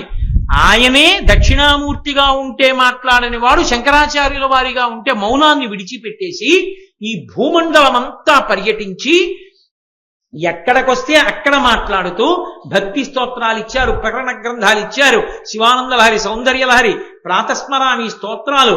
అసలు ఆయన ఇవ్వనిదేముంది? భగవద్గీత, బ్రహ్మసూత్రాలు, ఉపనిషత్తులు, భాష్యాలు ఇచ్చారు. ఎంతమందితో ఎన్ని మాట్లాడారో, ఎంతమందిని అనుగ్రహించారో, ఎంతమందికి ఉన్నటువంటి అయోమయాలు పోగొట్టారో, ఎన్ని శ్రీచక్రాలు ప్రతిష్ఠ చేశారో, ఎన్ని దేవాలయాలు పునర్నిర్మాణం చేశారో. మన మధ్యకి నడిచొచ్చి మనతో కలిసి తిరిగినటువంటి సులభ సాధ్యమైన అవతారం శంకర భగవత్పాదాచార్య స్వామి వారి అవతారం. కాబట్టి వినాయకం అపూర్వ శంకరం. ఇది మామూలు శంకరుడు కాడు, అపూర్వ శంకరుడు. ఇటువంటి శంకరుడు ఇంతకు ముందు లేడు. అటువంటి శంకరుడు ఈ శంకరుడని పద్మపాదాచార్యుల వారు స్తోత్రం చేశారు. అంత గొప్ప శంకర భగవత్పాదులు. అటువంటి శంకర భగవత్పాదులు సన్యాసం తీసుకున్న తరువాత గురువు గారి దగ్గర శాస్త్రీయంగా ఒకసారి సన్యాసం తీసుకోవాలి కనుక బయలుదేరారు గురువుని వెతుక్కుంటూ. గురువుని వెతుక్కుంటూ శిష్యుడు ఎలా బయలుదేరాడో యోగ్యుడైన శిష్యుడి కోసమని గురువు గారు కూడా బయలుదేరి వచ్చేశారు. వచ్చిన వారే గోవింద భగవత్పాదాచార్య స్వామి. ఇందులో మళ్ళీ చిత్రం ఏమిటంటే శంకరుల యొక్క గురు పరంపర చెప్తాం. చెప్పినప్పుడు నారాయణం పద్మభువం వశిష్టం శక్తించ తత్పుత్ర పరాశరంచ వ్యాసం శుకం గౌడపాదం మహాంతం గోవింద యోగీంద్ర తథాస్య శిష్యం అంటాం. అన్నప్పుడు ఆ ముందు వరకు గౌడపాదుల వరకు భగవత్పాద లేదు, గౌడపాదాచార్య స్వామి అంటాం. గౌడపాదుల్ని దాటిన తర్వాత గోవిందుల దగ్గరికి వచ్చేటప్పటికి గోవింద భగవత్పాద, శంకర భగవత్పాద. ఎందుకు ఆ మార్పు వచ్చింది? ఈ అద్భుతం ఎలా జరిగింది? అసలు గోవింద భగవత్పాదులకి ఈ బాలశంకరులు వస్తున్నారయా సన్యాసం తీసుకుని నువ్వు నర్మదకి వెళ్ళని ఎవరు చెప్పారు? ఎందుకు చెప్పారు? ఎంత గొప్ప కథ నడిచింది. ఎంత పెద్ద కథ నడిస్తే శంకరాచార్యుల వారు ఇటువంటి స్థితిని ఆ గోవింద భగవత్పాదుల్ని కలుసుకున్నారు. శంకరాచార్యుల వారు గోవింద భగవత్పాదుల్ని ఎన్ని మాటలు కలుసుకున్నారు, ఎక్కడెక్కడ నమస్కారం చేశారు, అసలు గురుభక్తి అంటే శంకరుల అద్భుతం ఏమిటి, ఈ విశేషాలన్నిటి గురించి వారి శాస్త్రీయ సన్యాస స్వీకారం, గోవింద భగవత్పాదులు వారికి సన్యాసం ఇచ్చి ఆ తత్వోపదేశం చెయ్యడం, ఈ విశేషాలకి సంబంధించినటువంటి అద్భుతమైనటువంటి ఘట్టం శంకర విజయాల్లో మహాద్భుతమైనటువంటి ఘట్టంగా చెప్పబడేటటువంటి ఘట్టం. ఆ ఘట్టాన్ని రేపటి రోజున మనవి చేసే ప్రయత్నం చేస్తాను శంకరాచార్యుల వారి అనుగ్రహంతో. ఇప్పుడు నేను మీతో ఒక్క 2 విషయాలు ముచ్చటిస్తాను, దయచేసి అలా ఉండండి. ఒకటి, రేపు అక్షయ తృతీయ తిథి. ఎందుకంటే పరమేశ్వరుడు దేశమునందు కాలమునందు ప్రత్యేకంగా తన కొరకు తాను చేసుకోవడానికి ఒక అవకాశాన్ని ఇస్తాడు. ఎందుకంటే మనం ఎన్ని చేశామన్నది పక్కన పెట్టండి, ఈ జన్మలో మోక్షం పొందుతాం అని ఎవరైనా అనుకుంటే మంచిదే, వారికి ఒక నమస్కారం. నేను కాదని ఎవరితోనూ వాదించను, వారికి ఆ యోగ్యత ఉండొచ్చు, పొందొచ్చు. కానీ అందరూ మోక్షానికి వెళ్ళిపోరుగా, పునర్జన్మ ఉంటుందిగా, ఏ శరీరంలోకి వెళ్ళినా ఆకలి ఉంటుందిగా, ఏ శరీరంలోకి వెళ్ళినా దప్పిక ఉంటుందిగా, ఏ శరీరంలోకి వెళ్ళినా భార్యాబిడ్డలు ఉంటారుగా, ఏ శరీరంలోకి వెళ్ళినా సంతోషంగా సుఖంగా ఉండాలన్న కోరిక మాత్రం ఉండిపోతుందిగా. తన కొరకు తానేమీ చేసుకోలేకపోయానని జీవులు బెంగ పెట్టుకుంటారని పరమేశ్వరుడు ఒక సంవత్సరం మొత్తం మీద దేశకాలముల యందు సృజించిన పరమోత్కృష్టమైన తిథి అక్షయ తృతీయ. దాని పేరే అక్షయ తృతీయ. అది ఒక్క వైశాఖ మాసం. ఈ అక్షయ తృతీయకి గొప్పతనం ఏంటంటే ఈ శరీరాన్ని విడిచిపెట్టి జీవుడు ఇంకొక శరీరానికి వెళ్ళిపోయినప్పుడు కూడా చేసిన పుణ్యాన్ని అనుసరించి ఇస్తారు. కర్ణుడి యొక్క కథలోంచి వచ్చింది అక్షయ తృతీయ. అక్షయం అంటే అది ఖర్చు అయిపోవడం ఉండదు, ఆకలి తీరాలి.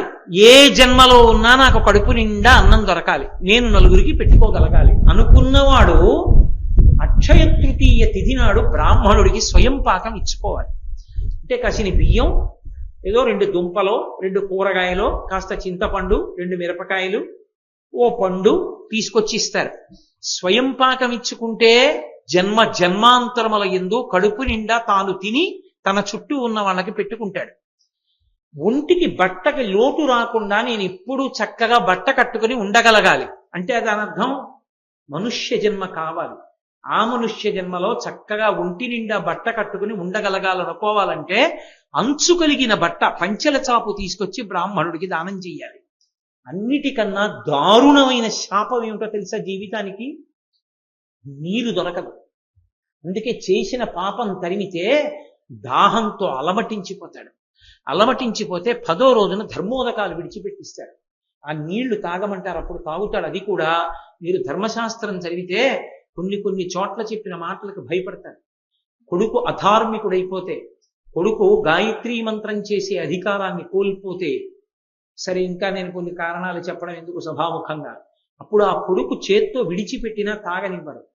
ఆ కొడుకు స్నానం చేసినప్పుడు మర్మావయవముల వద్ద ఉన్న వెంట్రుకల మించి పడిన నీళ్లని తాగమంటారు. నువ్వు అలా పెంచావు కొడుకుని, అందుకని అలాగే తాగని చెప్తారు. బాహుమూలములలోంచి పడిన నీటి బిందువుల్ని తాగమంటారు. అందుకని కనీసం ధర్మంలో ఉన్నవాడు ఎవడైనా వచ్చి కాసి నీళ్ళు ఇస్తే తాగనిస్తారని, అయ్యా అందరూ రండి అని కొడుకు పిలుస్తాడు. ప్రేమ ఉన్న వాళ్ళందరూ వెళ్ళి ధర్మోదకాన్ని విడిచిపెడతాడు. ఆ నీళ్లు తాగుతాడు. ఆ దరిద్రం లేకుండా శరీరం విడిచిపెట్టిన తరువాత ఉత్తర జన్మలలో కూడా కావలసిన నీళ్లు దొరికి హాయిగా దాహంతో కొట్టుకోవలసిన అవసరం లేకుండా ఉండేటట్టు చెయ్యగలిగిన తిథి ఒక్క అక్షయ తృతీయ మాత్రమే. అక్షయ తృతీయ నాడు పూజ బాగా కడిగేసి, లేకపోతే కుండ బాగా కడిగేసి దాంట్లో చక్కగా నీళ్లు పోసి, అప్పటికప్పుడు తాగడానికి యోగ్యంగా ఉండాలి, మట్టి కంపు కొట్టకూడదు. నీళ్లు పోసి అవకాశం ఉంటే అందులో చక్కగా కాస్త యాలకగుండ లాంటిది కొద్దిగా కర్పూరం కలిపి ఆ ఉదక భాండం అంటారు ఆ నీటి పాత్రని తీసుకొచ్చి ఆ పూజానో కుండనో బ్రాహ్మణుడికి దక్షిణతో కలిపి దానం చేస్తారు. ఓపికని బట్టి 6, 11, 16, 116లో ఏది ఉంటే అది. దాని చేత ఆకలి దప్పిక తీరుతాయి. ఇంకా విశేష ఫలితాలు ఏవి అంటే, వేసవి కాలం కాబట్టి చెప్పుల జతిస్తారు, గొడుగు ఇస్తారు, ద్రవ్యం ఇస్తారు. అక్షయ తృతీయ నాడు తప్పకుండా దానం చేసుకోవాలి. అది కూడా నేను మీతో ఒక మాట చెప్తున్నాను, భర్త వచ్చి దానం చేస్తే చాలు, కానీ ప్రయత్నపూర్వకంగా సువాసిని అయిన స్త్రీ, 5వ తనం ఉన్నటువంటి ఆడవాళ్ళు భర్తతో కలిసి వచ్చి చక్కగా బ్రాహ్మణుడికి ఇచ్చేటప్పుడు, అథవా 2 జాకెట్టు బట్టలు పెట్టి అందులో పసుపు కుంకాలు పెట్టి ఇచ్చుకుంటే, ఇవ్వగలిగో చీర ఇస్తే మంచిది. గాజులు పసుపు కుంకం ఇచ్చుకుంటే జన్మాంతరములకు యోగ్యమైన భర్తతో సువాసినిత్వాన్ని పొందుతారు. అక్షయం కదండి, అది ఖర్చు అయ్యేది కాదు. కాబట్టి రేపటి తిథిని జార విడుచుకుంటే అంతకన్నా మూర్ఖత్వం ఇంకోట్లేదు. అక్షయ తృతీయ నాడు బంగారం కొనుక్కోవడం అంటే పాపం కొనుక్కోవడం. కలిపురుషుడు బంగారంలో ఉంటాడు. అక్షయ తృతీయ నాడు బంగారం కొనుక్కోమని ఎవడు చెప్పాడో నాకు అర్థం కాదు, ఎక్కడా లేదా. అక్షయ తృతీయ నాడు ఉతక భాండం దానం చేయాలి, స్వయం పాకం ఇవ్వాలి, ద్రవ్యం ఇవ్వాలి, చెప్పుల జత ఇవ్వాలి, లేకపోతే గొడుగు ఇవ్వాలి, లేకపోతే బట్టలు ఇవ్వాలి. అంతేకాని ఇలాంటి పిచ్చి పనులు చేసి బంగారాలు కొనుక్కుని ఇంట్లో పెట్టుకోరు. పాపం వృద్ధి అవుతుంది, అక్షయం అవుతుంది, ప్రమాదం ఎక్కువ అవుతుంది కలిపురుషాంశ చేత. కాబట్టి రేపటి రోజున ఉదయం 8:30 నుంచి నేను ఇవాళ పొద్దున్న ఈ దేవాలయంలో ఉన్నటువంటి అర్చక స్వాముల్ని ప్రార్థించాను. ఎందుకంటే మళ్ళీ అర్చక స్వామికి ఒక ప్రత్యేకత ఉంటుంది. ఆయన ఏ దేవాలయంలో కూర్చుని ఉంటాడో ఆ దేవాలయంలో 8వ అంశ ఆయన అయి ఉంటాడు, 8వ వంతు. అందుకే గద్దించి దెబ్బలాడకూడదు, మంచిగానే చెప్పాలి ఏదైనా చెప్పి. అందుకే రేపు ఈ దేవాలయంలో ఉండేటటువంటి అర్చకులు ఉదయం 8:30 నుంచి ఇక్కడ మీ అందరికీ ఆ సావకాశం ఇచ్చి సిద్ధంగా ఉంటారు. మీరందరూ కూడా ఈ అవకాశాన్ని సద్వినియోగం చేసుకుని, నేనేదో స్వార్థంతో చెప్తున్నాను ఈ మాట అనుకోకండి, నాకిమ్మని చెప్పట్లేదు, మీరు ఇచ్చినా నేను పుచ్చుకో. నాకు అపరిగ్రహం, నేను ఎవరి దగ్గర పుచ్చుకోను, నేను నయా పైసా పుచ్చుకోవడం నా జన్మాంతరంలో నాకు అలవాట్లేదు, నేను పుచ్చుకోను. కాబట్టి చక్కగా వాళ్ళకి దానం చేస్తే మనం తరిస్తాం. మీకే చెప్పాను అనుకుంటారేమో, పరమేశ్వరుడు నాకు ఇచ్చిన కాడికి నేను దానం చేసుకుంటాను. కాబట్టి అక్షయ తృతీయ తిథిని అందరూ సద్వినియోగం చేసుకోండి. దానికి వీలుగా నేను ఇవాళ ప్రొద్దున్నే అర్చకుల్ని ప్రార్థన చేశా, అయ్యా రేపు ఉదయం మీరు తీసుకోండి అని చెప్పాను. తప్పకుండా తీసుకుంటాం గురువుగారు అన్నారు. 8:30 నుంచి వాళ్ళు సిద్ధంగా ఉంటారు, మీరు వచ్చి చక్కగా దానం చేసుకోవచ్చు. ఇక రెండవ విషయం, అక్షయ తృతీయ నాడు చేసిన ఏ చిన్న పుణ్యమైనా అక్షయ ఫలితాలను ఇస్తుంది. అంటే లెక్క పెట్టడం సాధ్యం కాదు. అందుకే రేపు ఉదయం 6:30 గోపూజ ప్రారంభం అవుతుంది. ఈ దేవాలయంలో ఒక అద్భుతమైన ప్రదేశం ఉంది. ఆ ప్రదేశం ఎక్కడుంది అంటే, ఈ దేవాలయం వెనక ఒక వేప చెట్టు రావి చెట్టు కలిసి పెరిగి పక్కన నవగ్రహ మంటపం ఉండి మధ్యలో జంట నాగేంద్రులు ప్రతిష్ఠ చెంది శివనామాలు కోటి పైచిలుకు నామాలు అక్కడే భూమిలో నిక్షిప్తమై పరమశివుడుండి పక్కన అమ్మవారు ఉంది. ఆ రావి చెట్టు వేప చెట్టు కింద మంటపం వేసి ఏదైనా పూజ చేస్తే విశేష ఫలితం వస్తుంది. మీకెవరికి తెలియదు, కానీ ఇవాళ సందర్భం వచ్చింది కాబట్టి చెప్తా. అప్పుడప్పుడు నేను నిశ్శబ్దంగా ఎవరికీ తెలియకుండా వచ్చి అక్కడ కూర్చొని జపం చేసుకున్న రోజులు ఉన్నాయి. అంత గొప్ప స్థానం అది. అందుకే అక్కడ బిల్వవృక్షం ఉంది. పైగా బిల్వవృక్షం నీడలో లక్ష్మీదేవి కూర్చుని ఉంటుంది. అందుకే రేపటి నుంచి ఒక ప్రత్యేకమైన అవకాశాన్ని కల్పిస్తున్నాం. అక్షయ తృతీయ కనుక రేపటి రోజున 6:30 రెండో మూడో జంటలు, ఇప్పటికే వాళ్ళ పేర్లు ఇచ్చారు, రెండో మూడో జంటలు రేపు సత్యనారాయణ వ్రతం చేసుకుంటాయి. వాళ్ళు వ్రతం చేసుకుంటున్నారు అనుకోకండి, మనం ఆ వ్రతం చూసి ప్రసాదం తీసుకున్నా చాలు, భగవన్నామని చెప్పినా చాలు. రేపు శంకరాచార్యుల వారికి అభిషేకం ఈ కింద ఉండదు. రేపు అక్షయ తృతీయ కనుక దేవాలయానికి అంతటికీ కూడా సార్వభౌముడు పరిపాలకుడు అయ్యప్ప స్వామి. కాబట్టి రేపు ఆయనకి అభిషేకం జరుగుతుండగా మనం చూశామనుకోండి, గురువు గారికి అభిషేకం జరుగుతుండగా జన్మాంతరముల యందు ఏ ఉద్వేగం లేకుండా హాయిగా చల్లగా ఉంటాం.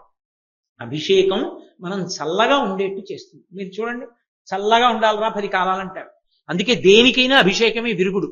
అందుకే రేపు ఉదయం 7 గంటలకి శంకరాచార్యుల వారికి అయ్యప్ప స్వామికి ఏకకాలంలో అభిషేకం జరుగుతుంది. 8:30 నుంచి బ్రాహ్మణులు దానం తీసుకుంటారు. ఈలోగా వెనక సత్యనారాయణ వ్రతం జరుగుతుంటుంది. 6:30కి ఇక్కడ గోపూజ జరుగుతుంది. రేపు సాయంకాలం 2 అద్భుతాలు జరుగుతాయి. ఒకటి, ఈ దేవస్థానానికి ఆస్థాన గాయని అయినటువంటి శ్రీమతి పెద్దాడ సూర్యకుమారి గారు శంకరాచార్యుల వారు చేసినటువంటి స్తోత్రాల్ని తీసుకుని గురువష్టకం దగ్గర నుంచి తోటకాష్టకం వరకు మధ్యలో కొన్ని ప్రధానమైనటువంటి స్తోత్రాల్ని శంకరాచార్య స్తోత్ర కదంబము అన్న పేరుతో అద్భుతంగా గంధర్వగానం చేశారు. అన్నపూర్ణాష్టకం అన్నిటినీ కలిపి ఆ క్యాసెట్ ని ఒక్కసారి లాంఛనప్రాయంగా ఇక్కడ రిలీజ్ చేస్తాం. అలాగే రేపు అక్షయ తృతీయ, మంగళప్రదమైన విషయాన్ని రేపు చూడాలి. చూస్తే అక్షయం, ఎన్ని జన్మలకి సంతోషంగా ఉంటారు. అంత గొప్ప దర్శనం ఏమిటై ఉంటుంది అంటే, రేపటి రోజున మనం తోటకాష్టకం చేసి శంకరాచార్యుల వారితో వెడుతుంటే మీరు ఇప్పటి వరకు ఈ గుడిని కట్టిన తర్వాత ఎన్నడూ చూడని రీతిలో కనపడుతుంది మీకు ఈ గుడి. రేపటి రోజున ఈ కరెంటు దీపాలన్నీ ఆఫ్ చేసి కొన్ని వేల దీపాలు వెలుగుతాయి దేవాలయం అంతటా. మొత్తం దేవాలయం గోడలు ప్రాకారాలు అన్నిటి మీద కొన్ని వేల దీపాలు వెలుగుతాయి ఏకకాలంలో. అన్ని లైట్లు ఆర్పేస్తారు. మీరు ఎక్కడికి వెళ్ళి చూడండి, ఇన్ని దీపాల మధ్యలో ఆ దేవాలయం ప్రకాశిస్తూ కనపడుతుంది. అక్షయ తృతీయ నాటి ప్రదోష వేళ దాటాక శంకరాచార్యుల వారి గురు పరంపర గురించి రేపటికి అందుకే తీసుకొస్తున్నాను. రేపు అక్షయ తృతీయ కనుక అసలు వాళ్ళ పేర్లు వింటే చాలు. రేపు అంతటి మహానుభావుల యొక్క వృత్తాంతం అంతటినీ విని, శంకరాచార్యుల వారు దీక్ష తీసుకోవడం వరకు విని, తోటకాష్టకంతో గురువు గారికి నమస్కారం చేసి సౌందర్యలహరి విని, కొన్ని వేల దీపాలతో ప్రకాశిస్తున్నటువంటి దేవాలయ ప్రాంగణాన్ని దర్శనం చేస్తాం. శంకరులతో కలిసి ఆ దీపాల మధ్యలో వెళ్ళొస్తాం మనం. కాబట్టి రేపు ఈ అరుగు మీద కానీ దేవాలయం అరుగుల మీద కానీ కూర్చోడానికి అవకాశం ఉండదు. కేవలం ఇలాగా సీతారామచంద్ర ప్రభు ఆలయ ప్రాంగణంలోకి కూర్చోవచ్చు. ఎందుకంటే ఇవన్నీ దీపాలతో నిండిపోతాయి. అంత అపూర్వమైనటువంటి దర్శనం. కాబట్టి రేపు ఈ కార్యక్రమాలన్నిటినీ కూడా సద్వినియోగం చేసుకుని చక్కగా అక్షయ తృతీయని సార్థక్యం చేసుకుందాం అనుకున్న వాళ్ళందరూ కూడా ఉదయం 6:30 నుంచి మీకు ఎప్పుడెప్పుడు అవకాశం కలిగితే అప్పుడప్పుడు వచ్చి ఆ కార్యక్రమాల్లో పాల్గొని చక్కగా మీరు భగవంతుని యొక్క పరిపూర్ణమైన అనుగ్రహమునకు పాత్రుడు కండి. ఇప్పుడు ఈ ఉపన్యాసం అయిపోయాక మనం తోటకాష్టకంతో శంకరాచార్యులు వారికి నమస్కారం చేసి ప్రదక్షిణ పురస్సరంగా జై జయ శంకర హరహర శంకర అంటూ వచ్చి శంకరాచార్యుల వారిని అక్కడ ఉంచి మనం సౌందర్య లహరి చదువుతాం. కాబట్టి ఇప్పుడు శంకర భగవత్పాదులు ఈ వేదిక మీదకి వస్తారు. మనందరం తోటకాష్టకం చేద్దాం. నేను కూడా కిందకు వస్తాను. మీ అందరూ కూడా లేచి నిలబడండి. మంగళాశాసన పరై పదాచార్య పురోగమై సర్వైశ్చ పూర్వైరాచార్యై సత్కృతాయాస్తు మంగళం. మంగళం కోసలేంద్రాయ మహనీయ గుణాత్మనే చక్రవర్తి తనూజాయ సర్వభౌమాయ మంగళం. ఉమాకాంతాయ కాంతాయ కామితార్థప్రదాయినే శ్రీగిరీశాయ దేవాయ మలినాథాయ మంగళం. సర్వం శ్రీ ఉమామహేశ్వర పరబ్రహ్మార్పణమస్తు.